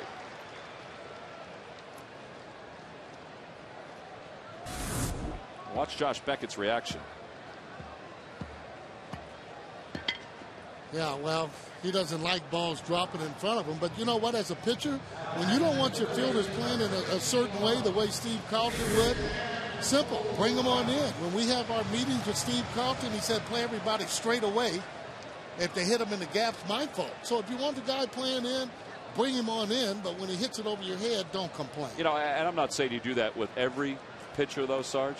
But, you know, this is the kind of guy that a right-hander doesn't usually get around on. Good point. There's Chan-Ho Park, and he takes a fastball for strike 1. Well, he did come in on Chan-Ho, however, a few steps in front of the spot where he usually plays as he backs up a little bit. He's right where a normal right fielder might be, maybe a step or 2 in against an everyday hitter. Well, again, doesn't like balls going over his head. Chopper off the plate to the right side. Green coming in. He stumbles. But Chan-Ho Park wasn't really moving. And the inning is over. 4-3 on the putout. Phillies is stranded at second. We've played 6.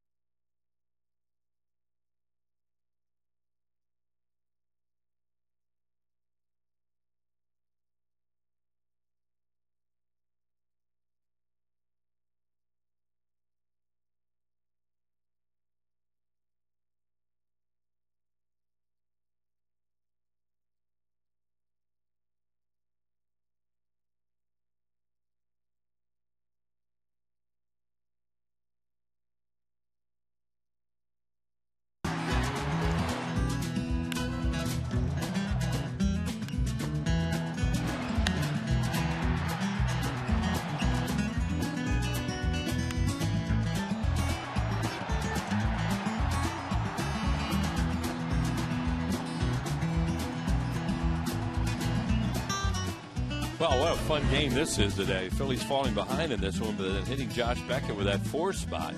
Jay Happ hung in there after he really struggled through the first 3 innings. That started to put the Red Sox down. Beckett, another home run. We showed that other home run in the opening today and hit that back in 2006. And a tie game as Jason Bay leads off the 7th inning with a base hit, Tommy.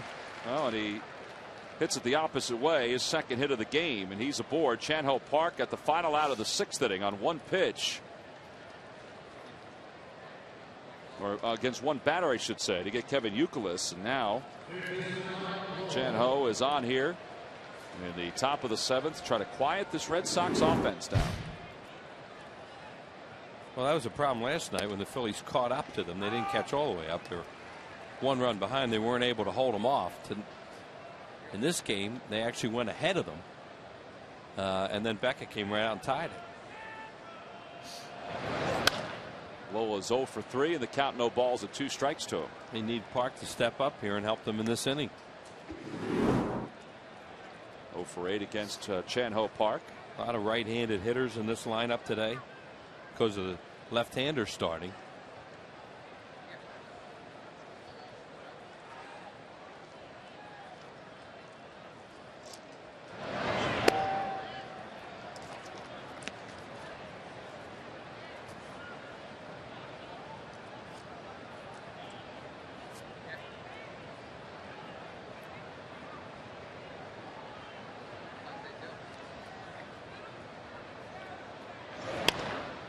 to second base. Utley makes the grab, drops it.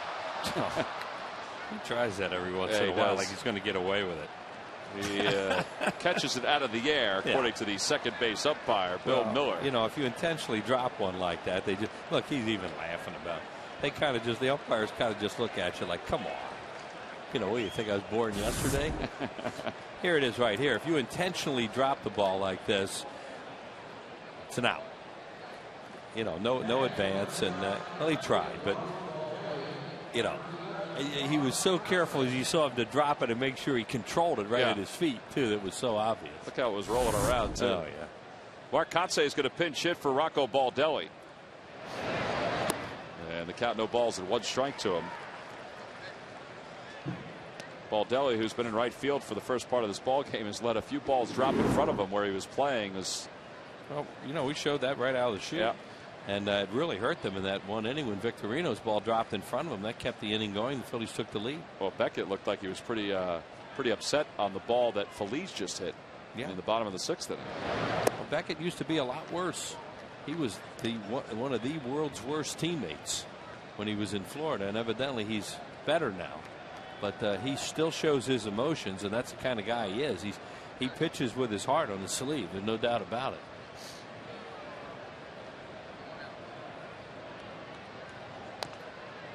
Q shot up the first base line, 1-2. In between innings, it looked like he was still a little upset about the ball that dropped in front of Rocco Baldelli. And I don't know if he was upset with himself or upset with Rocco Baldelli. Well, you know, as we said, they say he's a better teammate than he used to be. But when he was with the Marlins, a lot of guys on that team didn't like him, except every 5th day. And Kotsay's down on strikes, 2 away.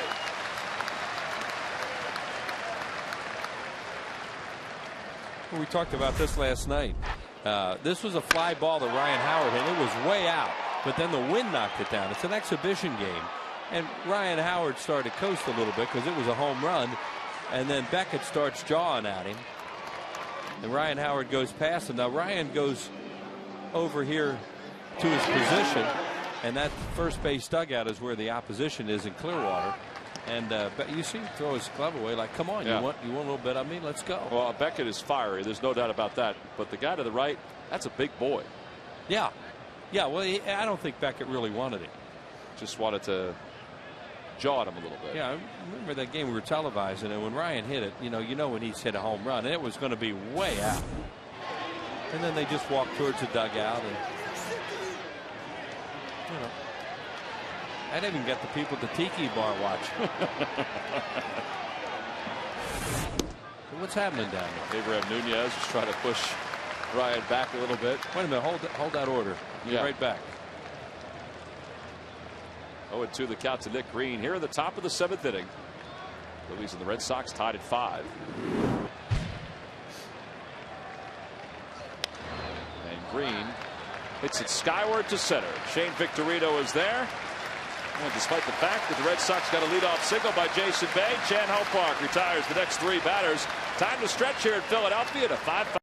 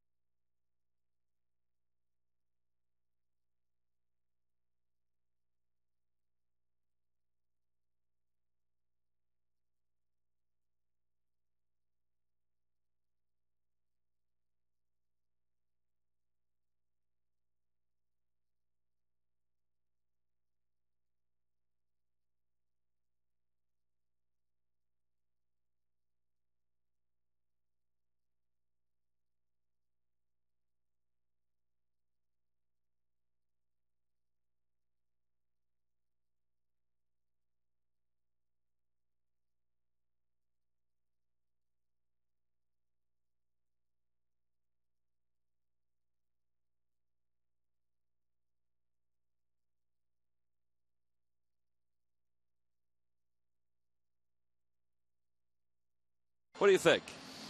Well, you know, maybe it's a guy that's with him. Youkilis.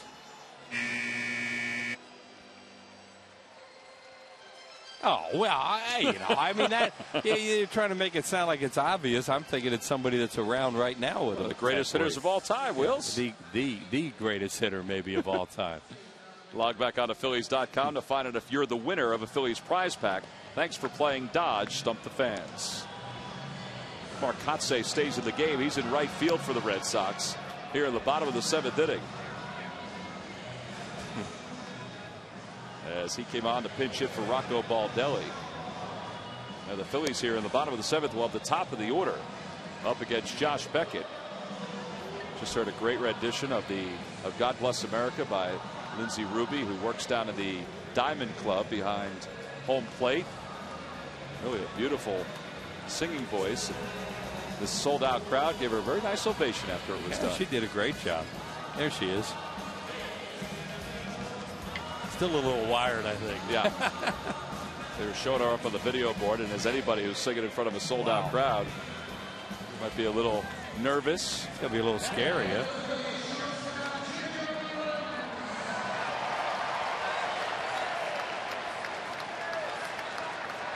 Bottom of the 7th inning, Jimmy Rollins leads things off for the Phillies in a 5-5 game, and Jimmy takes one in tight. It's 1-0. Jimmy today is 0 for 3, 2 ground outs and an RBI.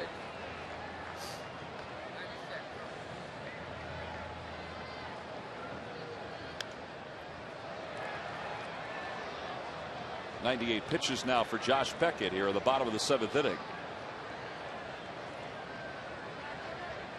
Daniel Bard had been loosening up in the bullpen for the Sox.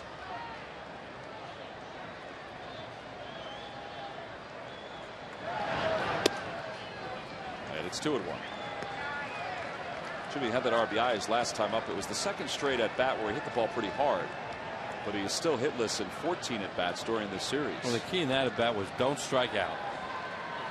His Phillies were attempting their comeback, which they then executed very well in that inning. And Jimmy was an important part of it to put the ball in play, get a run out of it. And then they kept it going. Strikeout right there just kills the momentum in that inning and maybe gets Beckett out of it.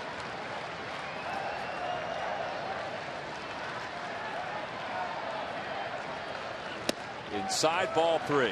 So we're going to look back to the 3rd inning in this game. We were talking about when Ellsbury was up with the bases loaded, that 2-1 count. He swung at the high pitch, lined out. They do some damage there. That game might have gotten out of control. So J. Happ made a huge pitch to Ellsbury to get him out there. And then he settled in for the next couple innings before the home run. And there's a shot to deep right field. And the Phillies are going to have the lead. A line drive home run for Jimmy Rollins. His 5th of the year. His first hit of the series. And it's 6-5 Phillies. Josh Beckett shaking his head. He had just put up, 100 pitches for him. And if that was 101, he got it up in the strike zone, and Jimmy hammered it. You talked about it, Tom, that he'd been hitting some balls hard. And he finally got one on the barrel and got it out of the ballpark. They're ignoring him. Yeah, they're giving him the freeze down there. Jimmy got the freeze. There it is, a high fastball, and boy, he hit the heck out of that thing. Now Shane Victorino takes a breaker for a strike, and Rick Marino of Beverly, New Jersey. You've just won $100 courtesy of Shane Victorino at McDonald's in the home run jackpot. You don't see the veterans get the freeze that often. He orchestrated that in New York when John Mayberry Jr. hit his home run. Jimmy was the one that got them to freeze him when he came into the dugout. Well, they got him back there. There's, as Ryan Howard refers to him as Young James.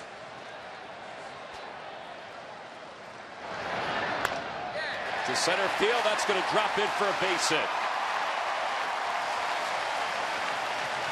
John Mayberry Jr. is playing up at Lehigh Valley right now, so he'll get a kick out of that highlight when he sees Jimmy Rollins going back into the dugout tonight. Yeah, when he got the freeze that they put on him. Here comes Tito. Here comes Terry Francona. Yeah. There's Jimmy's home run. He really backlegged that baby in a line drive out of the ballpark. Haven't seen him make the trip to the mound this weekend. That's it for Josh Beckett. His day is done. 6 runs, 11 hits, and the runner on first, his responsibility. Well, How about that? Pretty good pitchers today.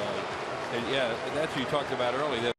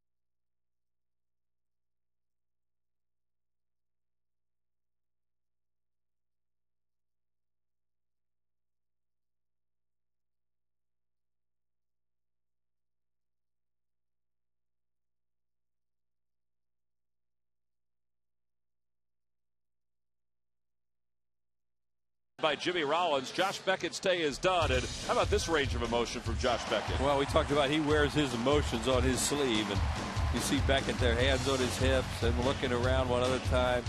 Now he tosses something in the dugout. Here he comes out to hit. Whoops. And then he hits a home run, gets congratulations. Talking to the umpire there, Runge, and then talking to the guys, and then saying goodbye to the Phillies fans. Say, boy, I miss you guys. You know, I'm not here as often as I used to be, but you're still the same. Good to be back. Well, he's sitting there watching now, and last time he allowed 11 hits in a game was back in July of 2008 against the LA Angels of Anaheim. Today he's allowed 11 hits and 6 runs, and now Daniel Bard will pick him up here in the bottom of the 7th inning. Second game in this series for Bard, the hard-throwing right-hander out of the University of North Carolina. Well, Santana gave up 9 earnings today as you look at Bard's numbers, and Lowe gave up 7. So and Josh Beckett getting hit around here. So those are 3 pretty good pitchers. Have been a bad Sunday. And he's having a better Sunday than those 3. He's given up 5 earned runs, and that one nearly took Kevin Youkilis's glove and went out into foul territory. This guy can throw hard, Bard, and he almost threw it right over Youkilis' head. Yeah, one more base runner out there is a responsibility of Beckett. Nice play.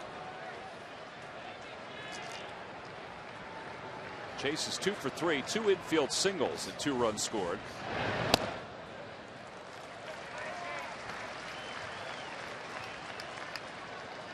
Bard closed out the victory for the Red Sox on Friday night, and he was eye-opening. Fastball in the high 90s, but then a real good breaking pitch.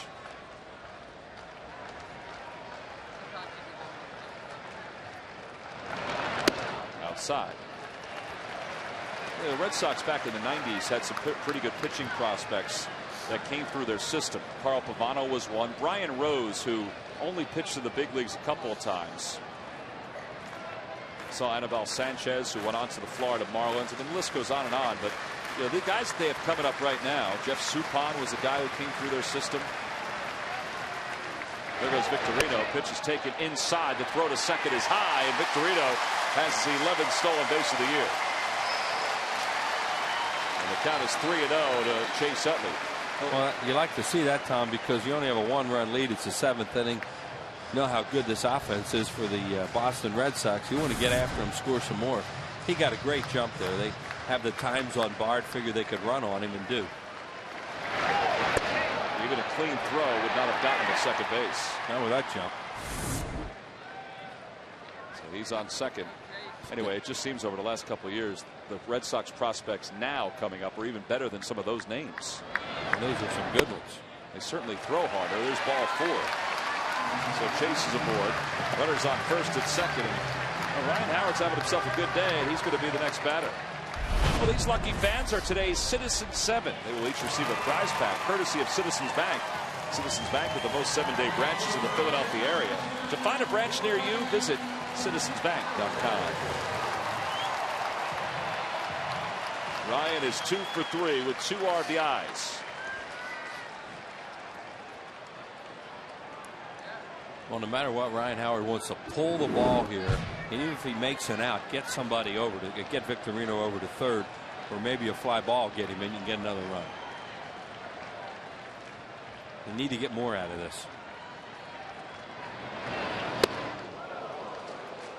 This guy will challenge him too, although he did throw some good breaking balls the other night too.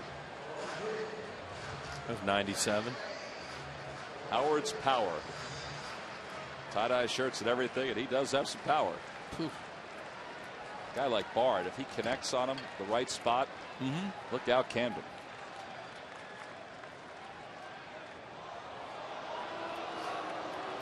On the Toyota Major League scoreboard, the Marlins have defeated the Jays 11-3. Josh Johnson, complete game, 6 strikeouts. No surprise, see Josh Johnson put a good number up.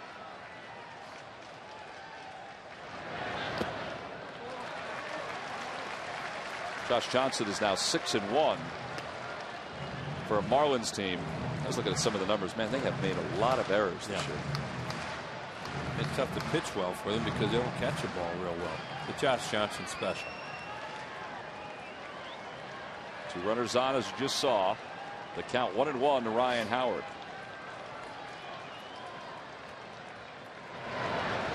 Lays off. That's a good hold. It's 2-1. Well, they've seen him at least now. One time they've seen Bard, and they have an idea that he'll drop that back foot slider on these left-handed hitters, and they have to try and be patient.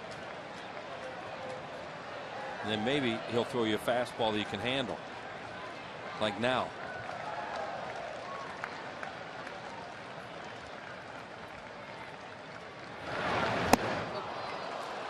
That was more a fastball that Bard wanted than the one Ryan Howard wanted. That's some serious cheese too. Oof. It wasn't a strike. It's a 97 down, but not a strike. Talk about a downward plane. That's what that was.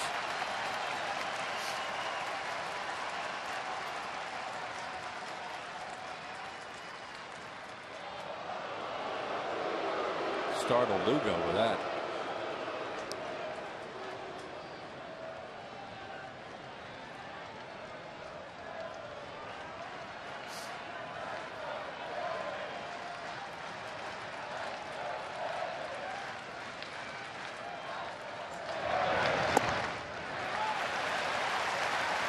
Boy, Runge scares you. You know, he takes so long to come up with that, and then he said that before. But he was doing it with his mask. Yeah. And he's getting barked at from the dugout right now by the Red Sox. But he delays so long. I thought he was coming up with a strike and he was just fixing his mask. It's almost as if he's disinterested at times. Well, his dad was like, his dad was very deliberate like that too. 3-2 to count. Runners are off. And that one's hit sharply right side. Youkilis will go to second for 1. They'll try for 2. And the ball gets away. And Victorino's going to score. And there's the extra run for the Phillies. They now lead it 7-5. I think Howard would have been safe anyway, but somehow that ball kicked up the first base line. Yeah, it was sure going to be close because they did a nice job with that. Youkilis got it to Lugo quickly, and he returned it in a hurry. Let's see what happens here. There, he's quick with it. Now the pitcher has to cover, and that's always a tough play. And he can't handle it. It got away from Bard. He never could control it. Now, is Ryan Howard going to be out? It looks like he was there just ahead of the ball. But tough call. You don't know what the guy down the line is going to call it, right?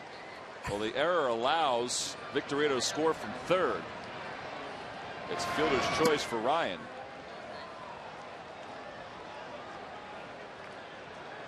I guess look at the error to Lugo.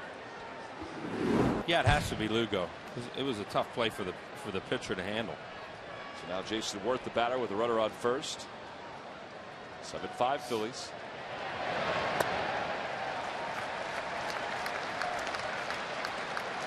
5th error of the year for Lugo. Good job by Ryan Howard too. He kept going in a straight line down that first base line. Made sure he didn't do any kind of a flinch towards second because he wasn't going to get there from where that ball was. And they were watching him closely to see if he did any flinch so they could have come over and tagged him out. But he just running north to south.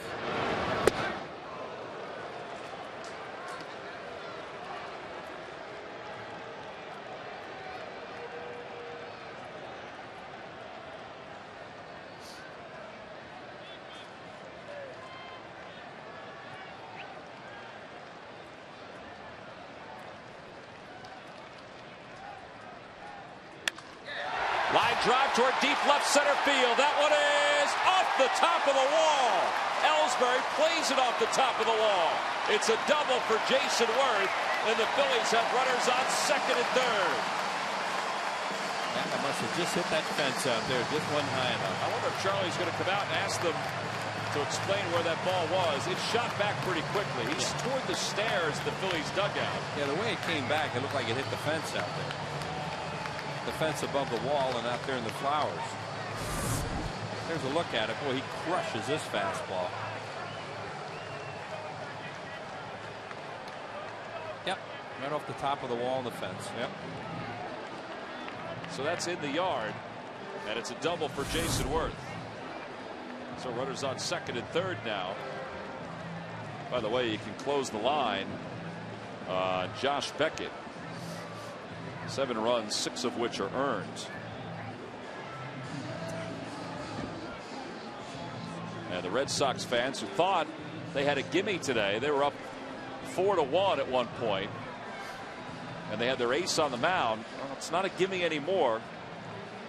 And the Phillies have scored 2 more here in the bottom of the 7th inning to break this 5-all tie. They got 2 runners in scoring position. Well, Beckett looked like he was in a great groove, and Happ was struggling, and then it just totally flipped.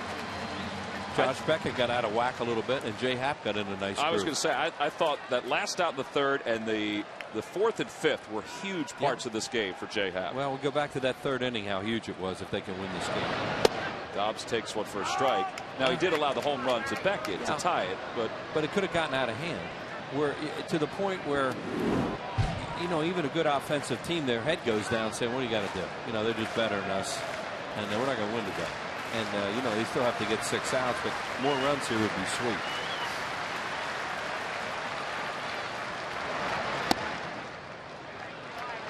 Dobbs today is 0 for 3. Now, the Red Sox are playing the infield in. Yeah, they have to. They can't afford to give up more, especially on the road.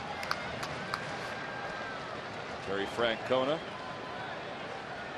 2 guys that have won a world championship with a second team they have managed. 97 right at the thigh. On the Toyota Major League scoreboard, the Yankees have upped their lead to 15-0 over the Mets. Wow. Robinson Cano 3 for 4 with 3 RBIs. Johnny Damon has 3 RBIs. Santana with 9 earnings today. That's amazing. All those runs for A.J. Burnett. I think Gutierrez was crossed up on that pitch, but he'll take it for a strike. It's 2-2. You know, A.J. Burnett, after the last start against the Red Sox wheels, when we were up in New York, so all the papers were talking about what a bad signing he was. Now, today may not be an indication on how good of a signing he is because they scored 15 runs. But one thing about East Coast baseball is we never overreact.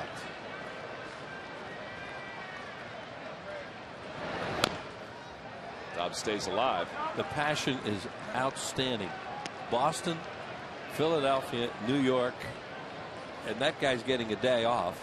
And he's probably learning how passionate the East Coast is. Oh, yeah, he likes it here. He likes this atmosphere. I mean, he grew up in Miami, but even that's a little more laid back than up here. Yeah, it's a little different in those 3 cities.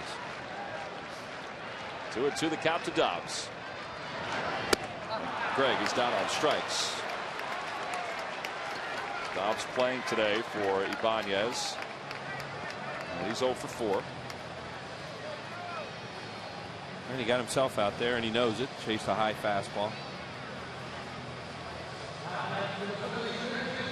The guy that really has been one of the hotter hitters for the Phillies is the guy that's up right now, Pedro Feliz. How about how many hits he gets to right and right center now? It's changed the entire complexion of his of his batting average. Well, he doesn't jump as much, and he's not out front so much. Makes you wonder if he was cheating a little bit. I mean, he opens up from time to time and bails here and there like some right-handers do, but if that back really was bothering him so much that he was kind of cheating a little bit last year to get those pitches. Yeah, good point. It's possible. He sees so many breaking balls and change-ups, and that's a whole key for him, is to get a fastball to hit. The way to do that is work the count in your favor. This guy does not look like he's easy to catch. Contreras is doing a lot of stabbing back there.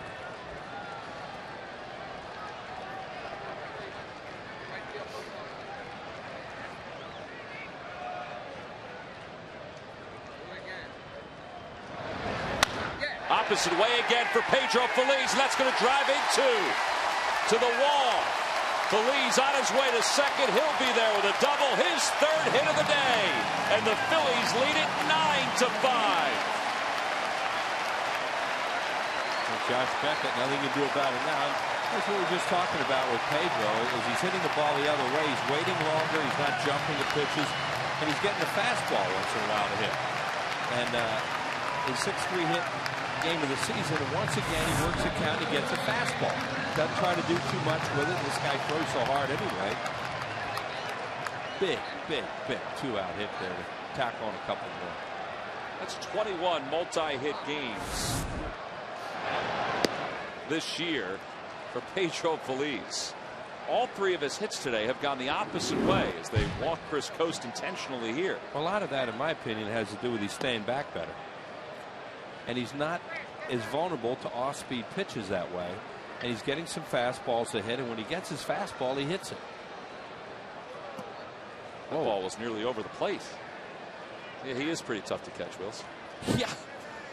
Especially when you're looking for 4 away.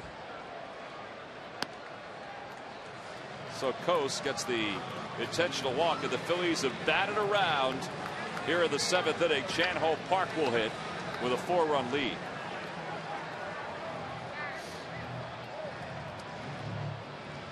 And this is just another indication of how blown out that bullpen is right now. There's Jimmy Rollins, got it all started with a home run, and they've added 3 more since then. But that bullpen, they're just trying to maybe get to Madsen to pitch an inning.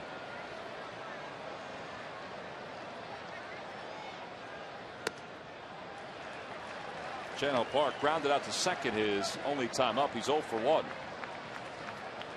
There's that bullpen. Ryan Madsen with the shades on.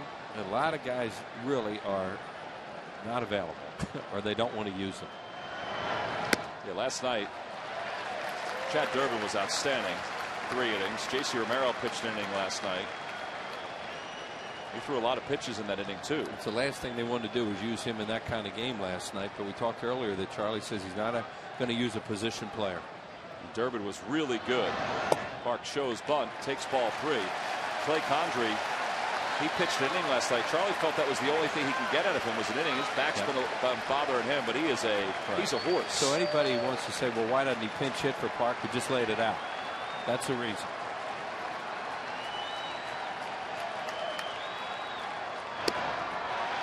Ball 4, the bases are loaded.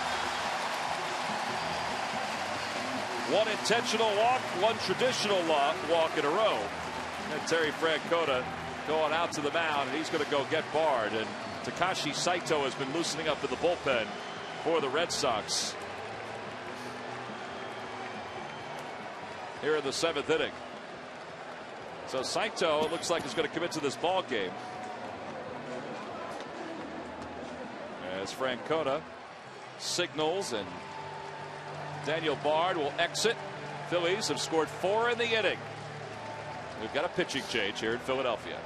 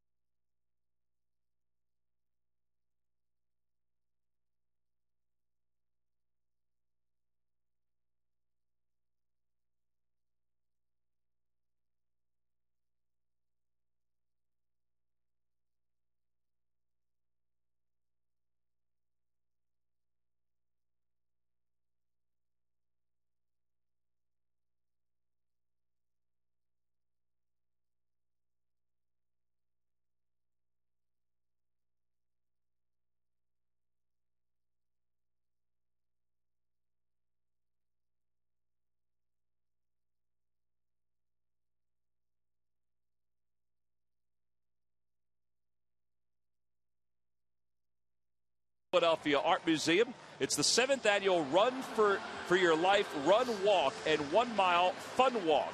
Benefits prostate cancer research and awareness. For complete information and registration, go to runforyourlife.org or call 215-732-2000. That's runforyourlife.org. Great event. Wheels, you going to run in that? Yeah, no.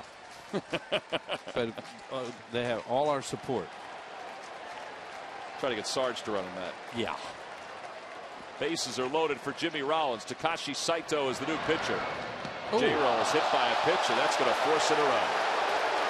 And Jimmy doing a little wandering. Working out the pain. Phillies is going to score. 10-5 Phillies.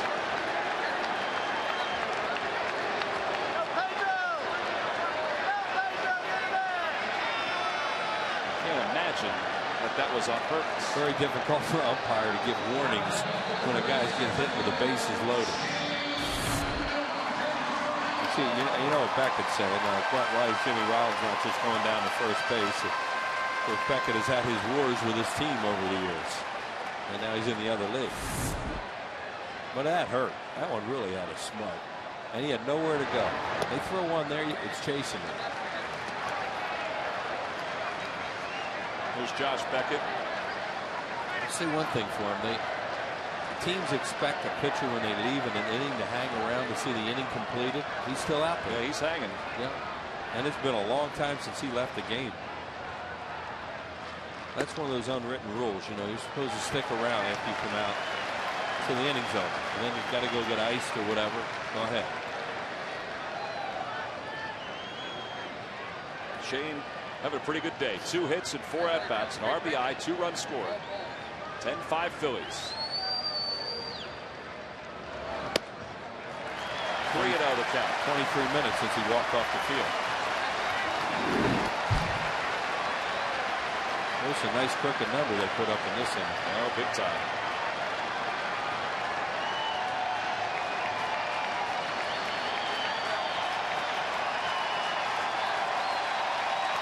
The count. Inside, ball 4. It forces in another run, and the Phillies lead it 11-5. Well, you got to do a little dancing, but you get a couple runs.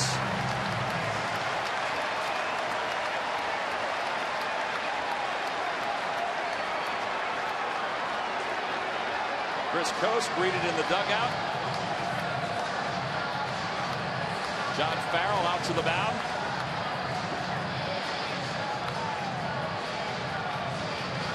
An intentional walk, a regular walk. That was by Bard. Then Rollins is hit by a pitch. A bases loaded walk to Victorino. It's kind of come out of nowhere because this team's bullpen, maybe Del Carmen got roughed up last night, but this team's bullpen for 2 days has really been good. And now all of a sudden they are just blowing sky high in this inning. Yeah, last night they allowed 2 runs in 5 innings of work. Red Sox bullpen. The night before, 1 run in 5 1/3. Here's Chase Utley, and that one's inside, and Saito just can't find the plate. He's wild, and he's wild inside of these left-handed hitters. Chase with 3 grand slams. He walked against Bard following up Rollins' home run and Victorino's single to start this inning. He is the 12th man to come to the plate in this inning.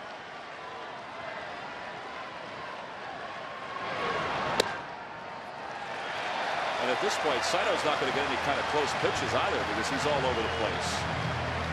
And the clock continues on Josh Beckett. There's Brian Ruggie, the home plate umpire. Saito, who closed last year for the Dodgers before an injury.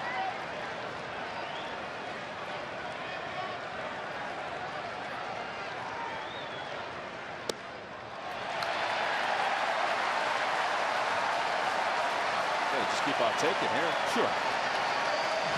Because you never swing 3-0 when you have a 6-run lead. That's another one of those no-nos.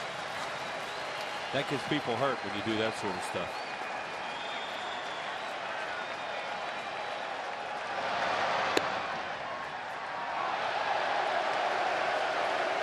3-1 the count to Chase.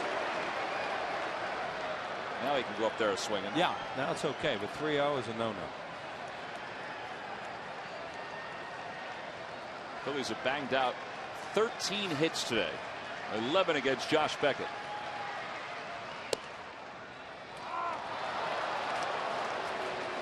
That's you say that you're not supposed to do that. It's because it's unsportsmanlike. It's piling on. You just don't. And every once in a while somebody will do that, and somebody will get hit after that. They will get drilled. See Masterson in the bullpen loosening up for the Red Sox. Runners will be off with the count 3-2 with 2 outs. And Chase is down on strikes and the inning is over. But what an inning it was for the Phillies. They sent 12 men to the plate, scored 6 runs in the inning. And in doing so, they take an 11-5 lead. And this is how it began. Jimmy Rollins' solo home run against Josh Beckett. One batter later, he was in the showers.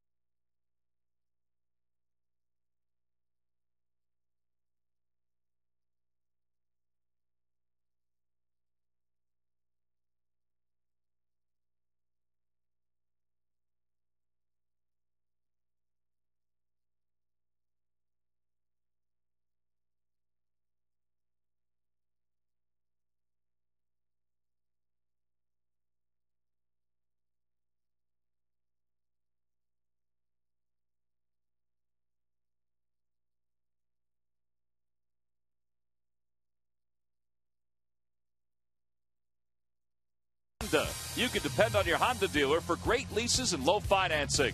By AT&T, your world delivered. And by Southwest Airlines. Southwest Airlines is ready when you are. Go to southwest.com. Grab your bag. It's on.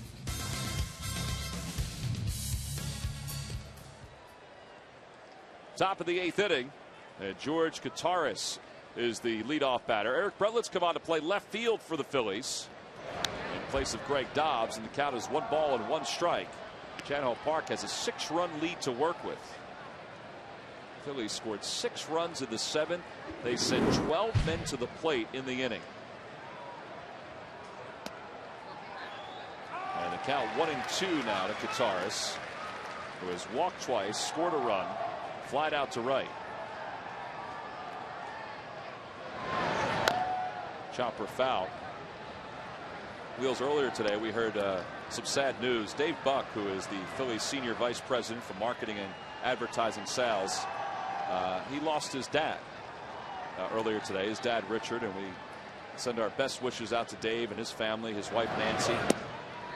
I know that Dave's dad had not been feeling well as of late, but our thoughts are obviously with Dave and his family right now. Yeah, it has to be tough to be going through that.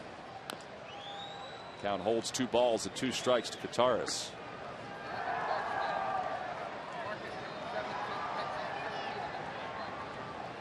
Buck does a great job in marketing, of course, for the Phillies, one of the vice presidents, and has been around the ball club for a long time, and I know his dad was a big Phillies fan. Line drive down the right field line, foul ball. Nice play by that fan there too to grab it on 1 hop. Jimmy Rollins jersey. Got some high fives and then a very important kiss. What's going on? Sam Arnone, the Phillies ball girl, rightfully was getting out of the way just in case that was fair. She didn't want to be in play.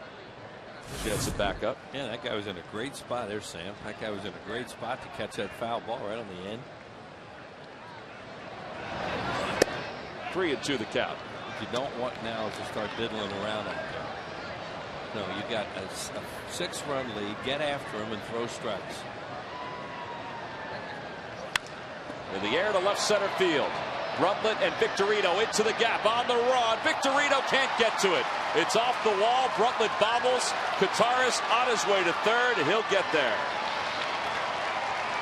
Victorino's still laying on that warning track. Hopefully he gets up. There he goes.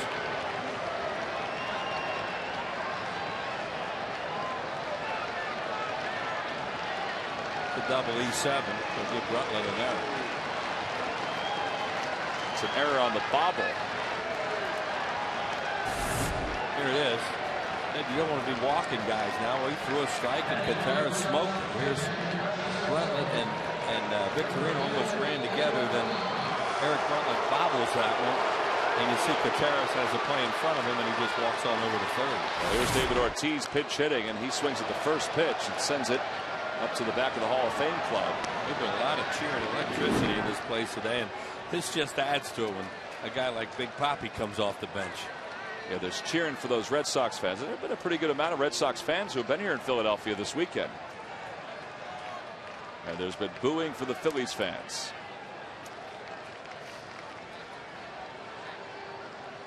Boy, Brian Runge has really tried to speed these hitters up a little bit.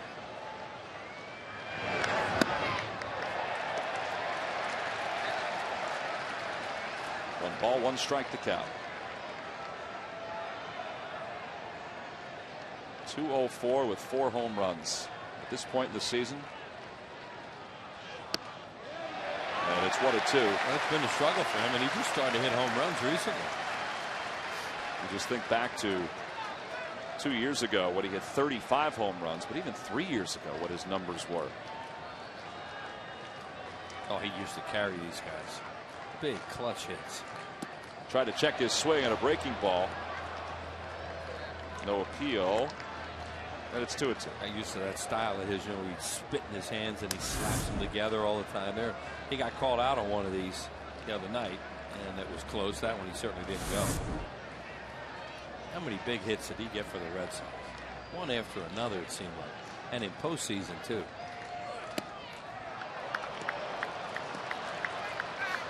And he was a guy that just kind of got tossed away by Minnesota. He was out there as a free agent. Yankees were interested in him, but it was the Red Sox that took a flyer on him. And this year, there were some folks that thought maybe he had some eye problems. He got his eyes checked. That one's down the right field line. It's going to be foul. He's hit some home runs in this ballpark in these interleague games.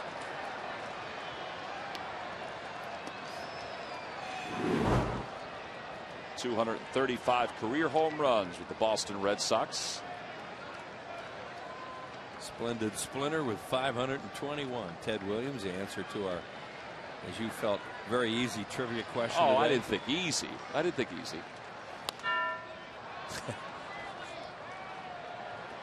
Sam's going to have a play on this one. Look back on it. Who else could it be but Ted Williams? Well, I mean, they've obviously had some very good hitters. Carl Yastrzemski. In fact, Yaz's grandson was selected by, I think, the Red Sox in this year's Major League Baseball draft. They've had a lot of good hitters. Manny, Jim Rice, Wade going Boggs in the Hall of Fame. Wade Boggs, yeah.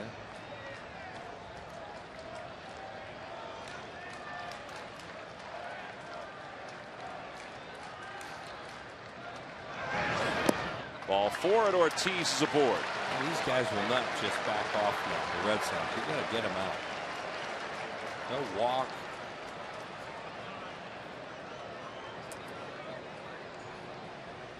This day and age in baseball, too. You know, DeMarlo Hale, who is the third base coach for the Red Sox. I mentioned yesterday that I've known DeMarlo for a long time. He was the manager in Trenton when I was in Trenton. Great guy. And he's going to be a heck of a manager one day in the big leagues. He and I remember having a long conversation as Tyler Walker loosens up in the pen. He was just added to the Phillies roster. In this day and age, I asked him, well, what's the amount of runs a team should have before you start backing off? And I said 6, 7. He said, no way, not in this day and age. Julio Lugo takes one for a strike. And in certain parks, more so.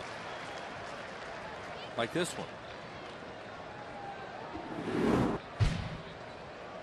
Lugo has singled and scored a run. He's walked twice. He has struck out. With nobody out, Park's just looking for some outs here in the top of the 8th inning. And that's in the air to left field. Fairly deep. Tangy from third is guitarist. Brundtland makes the catch. His throw will go to second. Red Sox will get a run on a sac fly. And the Phillies lead is now 5. That's what you want at this point. You want to get outs. Not allow the Red Sox to tack on too many more opportunities. So a sac fly for Lugo. I mean, they still have Drew, Pedroia, and Varitek on the bench if they were to get closer. So that's what you want to stay away from, bringing those kind of people off the bench. And they just brought David Ortiz off the bench. That may be one of the best benches you'll ever see. At least for a game. For one game. And, you know, Kotze was the 5th guy who's a good player. Ellsbury takes one for a strike. There's Pedroia. He's available today off the bench for Terry Francona. J.D. Drew behind that pole. He's had a few of his regulars today, as Charlie Manuel did with Raul Ibanez. Yeah, Charlie waited today before he wanted to talk to Raul and let him know he was giving him the day off.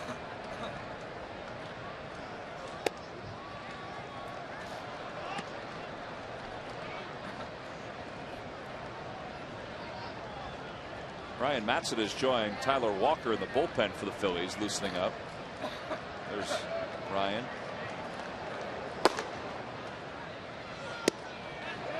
Little appeal on this one, and no swings is Jim Joyce.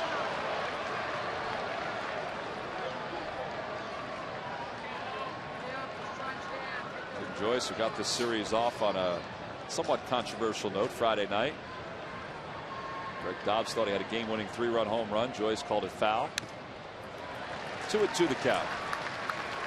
On the Toyota Major League scoreboard, Orioles have defeated the Braves 11-2. Ty Wigginton with 2 home runs and 3 RBIs. That's the game we were talking about. There's Big Papi over there at first. The game where Derek Lowe gave up 7.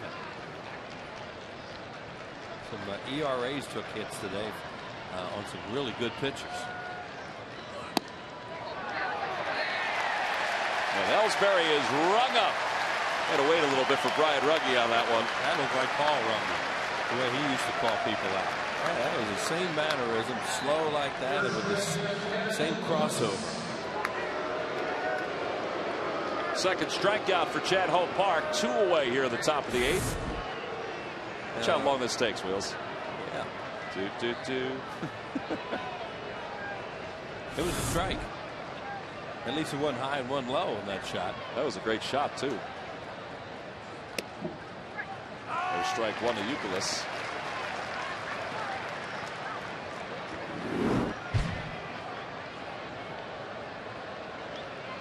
Youkilis 0 for 3. Walked back in the 2nd inning. Pop up. Going to find the foul territory on the right side. Howard will run out of room. Catch by a fan. He just said nice catch to the guy. He's a nice man. Yeah. You know, appreciates the support here. Hands are fine, he says. Nice catch, he said. Hope that guy heard that. I mean, that'd be a kick for him. Hey, Ryan Howard just said nice catch to him.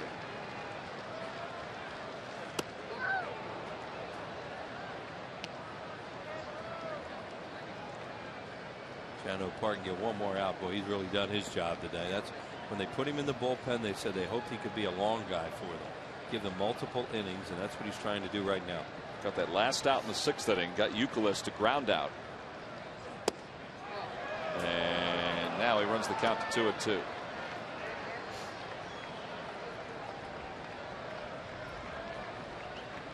So a couple hits, 1 run here in this outing.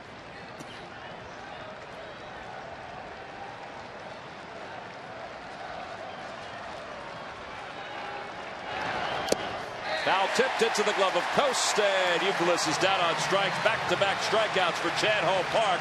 He does allow a run, but he keeps the Phillies lead at 5 as we go to the bottom of the 8th.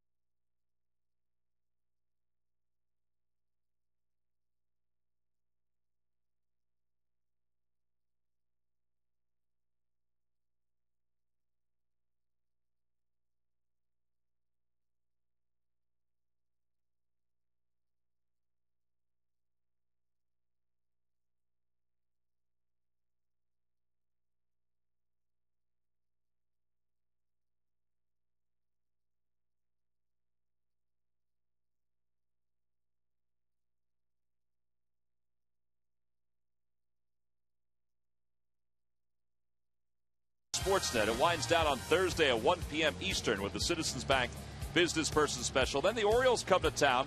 First 2 games on Comcast Sportsnet. The final game on MyPHL 17. The Phillies then hit the road. They'll take on the Tampa Bay Rays and then up to Toronto for 3 against the Blue Jays. And that's the upcoming interleague schedule for the Phillies. They'll finish up that road trip after the Blue Jays series with the series against the Atlanta Braves. They're back into the National League. They still have 3 outs to get here. They lead it 11-6 over Boston as Justin Masterson comes into the ball game to take over. 17th game, 2-2 with a 3.96 ERA for the Red Sox.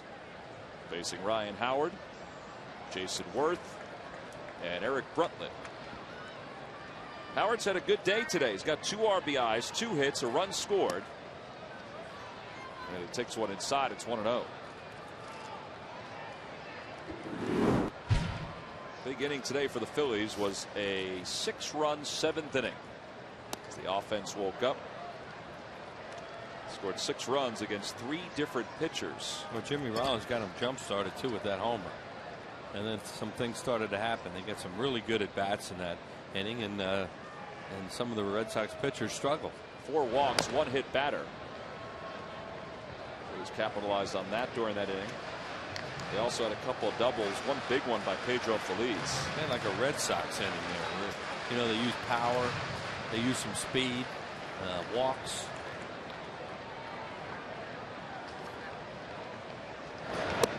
And Ryan Howard's down on strikes for the first out here in the 8th.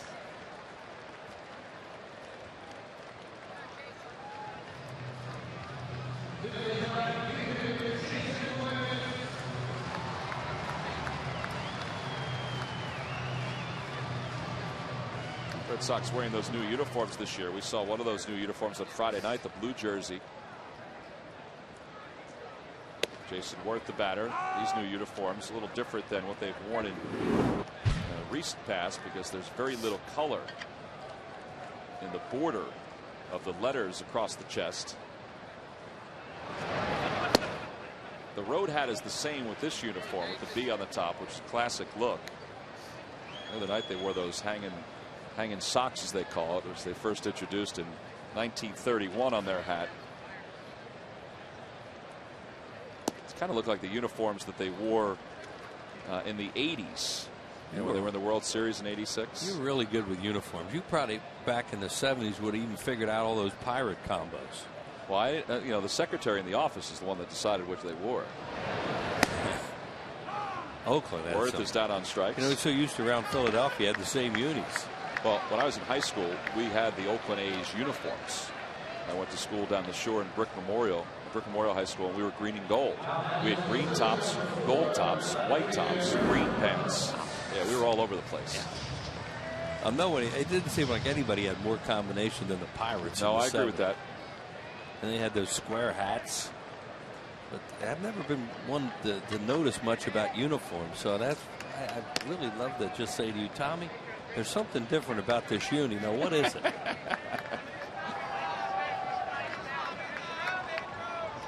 I always liked the powder blues, too, that the Phillies wore. You like those, yeah, that's that 80s look. You like those, you can't wait to see the Blue Jays come to town. Love you the like Blue their Jays. stuff, don't well, you? I don't know if they'll wear it here. Friday nights in Toronto, they wear the old powder blue with the hat that has the white front and the bird on the front. I always like that. Favorite logo of all time is the old Milwaukee Brewers logo with the MB, the glove. There's that powder blue. That powder blue had some good years. It sure did. 70s, 80s. 2-2 the count to Bruntlett. In fact, Scott Brandreth, who's the Phillies director of merchandise, he came in the other night, and I wasn't asking for that, but I said, hey, do we have any of the old maroon hats, the white P? That's retro Gary Matthews right there. That's 60s. Peace signs. Peace, brother. Count is even, 2-2. Did you wear a shirt like that in the 60s, Will? No, I'm sure it is. No. You sure? Real nerd. I like that. See, there's the old road. That's the road uniform from last year for the Red Sox. Right, with the red. Yeah. Off the end of the bat again. Bruntlett stays alive. And the count remains 2-2.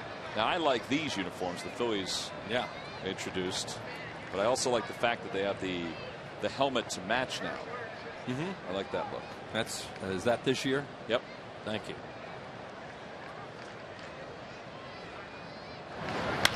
Opposite way, a base hit for Eric Bruntlett, his first at bat of the day. That's a 2-out single. Here's a guy coming up now with the opposite field hit, the biggest hit of the game when he tacked on those 2 runs with 2 outs. It was only a 2-run game, and Phillies got that fastball away and hammered it towards the right field corner, gave him some serious breathing room with a 4-run lead. Hey, look at those numbers. I mean, even the on-base percentage, 366 for the number 7 batter.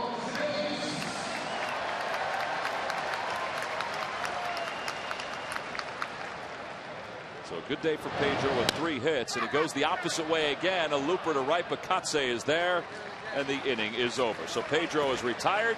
Phillies strand 1. We go to the 9th with the Phillies leading it by 5.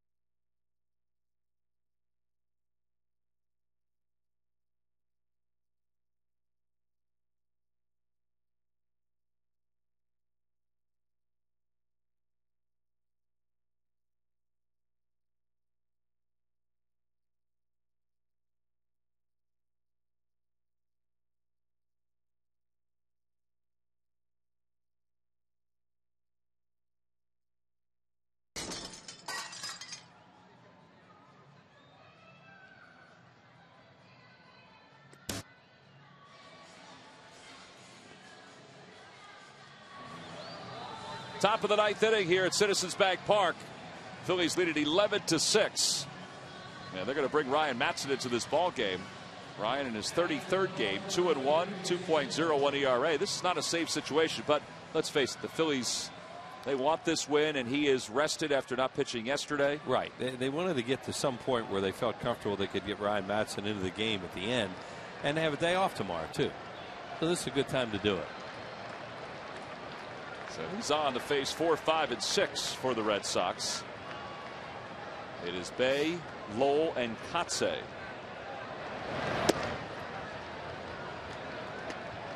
Jason Bay is 2 for 3. Here's how this game worked. The Phillies took a 1-0 lead in the first, chipped away against Josh Beckett. And the Red Sox put a 4 spot on the board against Jay Happ in the second inning. Bay had an RBI single in that inning. Back-to-back home runs by Baldelli and Green as well. But the Phillies stayed after. They scored 4 in the 5th against Josh Beckett. Took a 5-4 lead. Phillies have a couple crooked numbers today that have won the, if they win this game, that will have been the difference in the game for them. Beckett tied the game with a home run in the 6th inning, his second one here at Citizens Bank Park. And then the Phillies scored 6 runs in the bottom of the 7th. The count remains 1-2 to Jason Bay.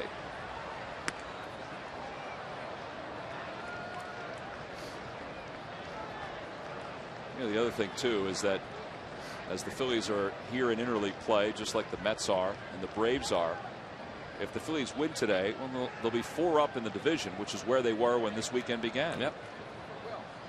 Battle of attrition, long baseball season. You'd love to have a deeper lead, a bigger lead, but you know. Well, the pitching problems they have, a 4-game lead right now. That's pretty good. We're at that point in the day where nothing's going to make all fans happy. Not everything is. Fanatic hat, the Drake. Bay just gets a piece of it. Now the way the divisions are breaking out right now, Brewers are just hanging on right now in the Central, half a game ahead of the Cardinals. They're tied, the Brewers are, with the White Sox 4-4 in the 9th inning. The West, the Dodgers own a 7-game lead over the Giants. As Bay takes one low, it's 3-2. Well, that gentleman was doing a little dancing with that youngster earlier, and he tuckered him out. Yeah, he's gonzo now. Towering shot to straightaway center field. It's deep. Victorino backpedaling, and he finds it. That's a power hitter's fly ball right there. Towering shot. Man, that was high. I asked Shane yesterday about that play he made in yesterday's ball game. I said, that was a heck of a play. And he said, yeah, I didn't think I was going to get to it. No. That was a ball hit by Euclid with the bases loaded. Kind of caught it over his shoulder running away from home plate. He's made 2 very good plays in this series. He did have an error in yesterday's game as well, but boy, he's made some fantastic grabs out in center. Here's Mike Lowell outside for a ball.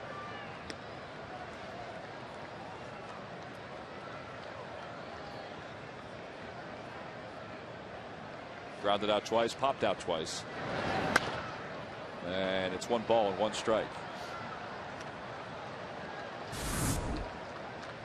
That's what we were talking about earlier. Before and after. Yeah. It seemed like that youngster was happy about it. Now even happier. That kid ought to be getting some head rush. Yeah. You would think the arms were tired for the gentleman. But I think Dad just saw that replay up there. Said, "Man, they're really watching us today." Oh yeah, cameras everywhere, folks. I want that tape.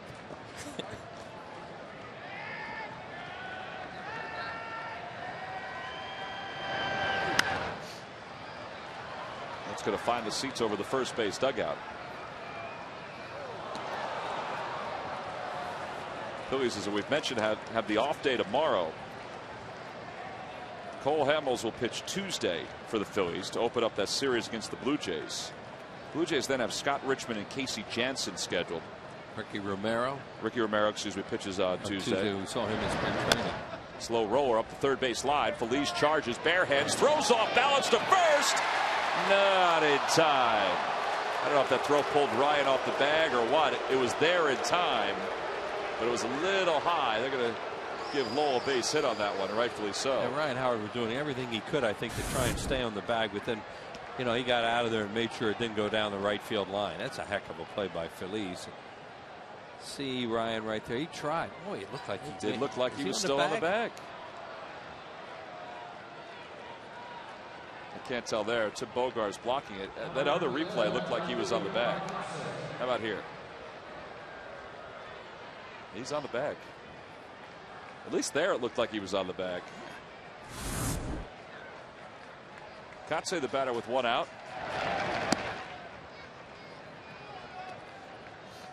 Darryl Cousins, the crew chief. Boy, that was a really good play by Feliz. Yeah, Lowell doesn't run very well, of course, but man, that looked like no chance again.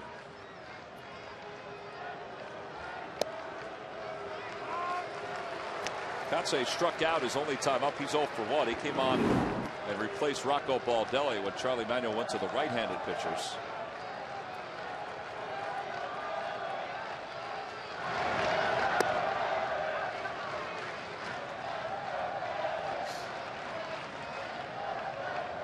I imagine taking a little walk right now, trying to get himself settled down and get these last 2 outs.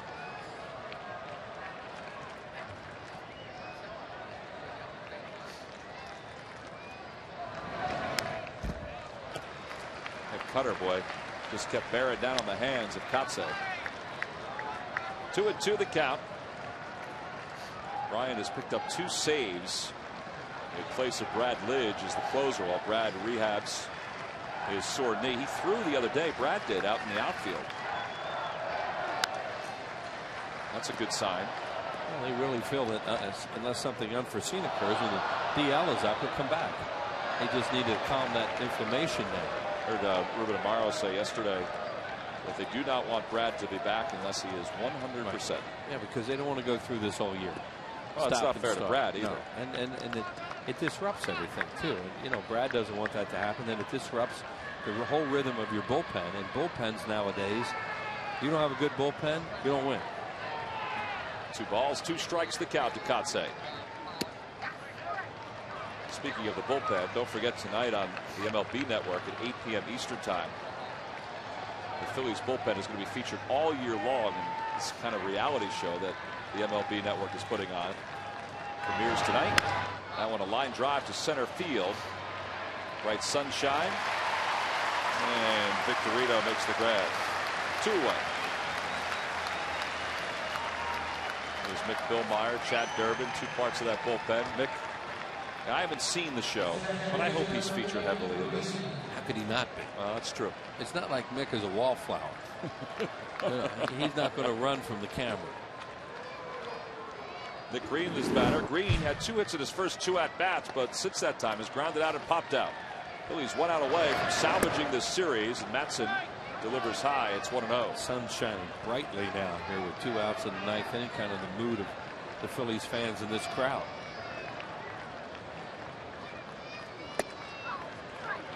There's something Scully'd say only a lot better. It's really nice, Wheels. Yeah, he'd say it a lot better, but you know what I meant. The man can wax poetic like nobody else.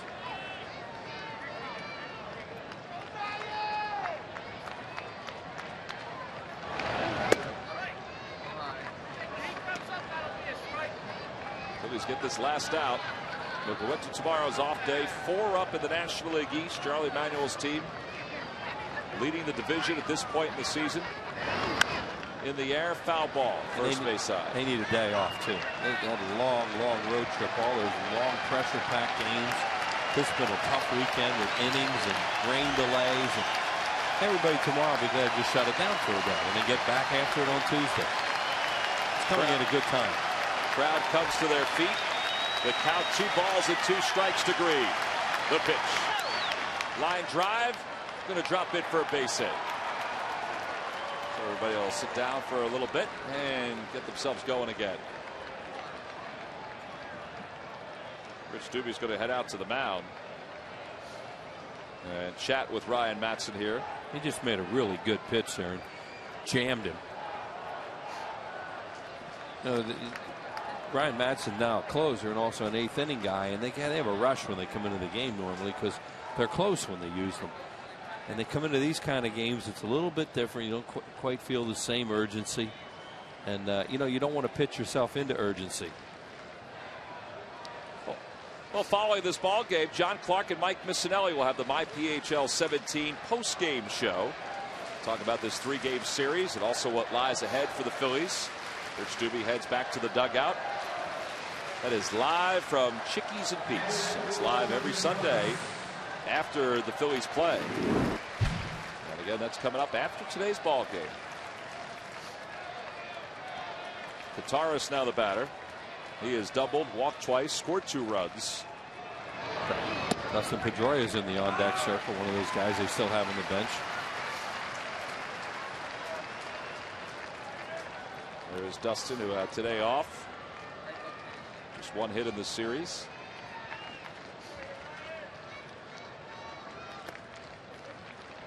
And it's even now 1 ball and 1 strike. 27 pitches for Madsen this inning, so you know, with the day off tomorrow, that's what they figure. They use him today, day off tomorrow, but he's throwing an awful lot of pitches. He usually doesn't do that.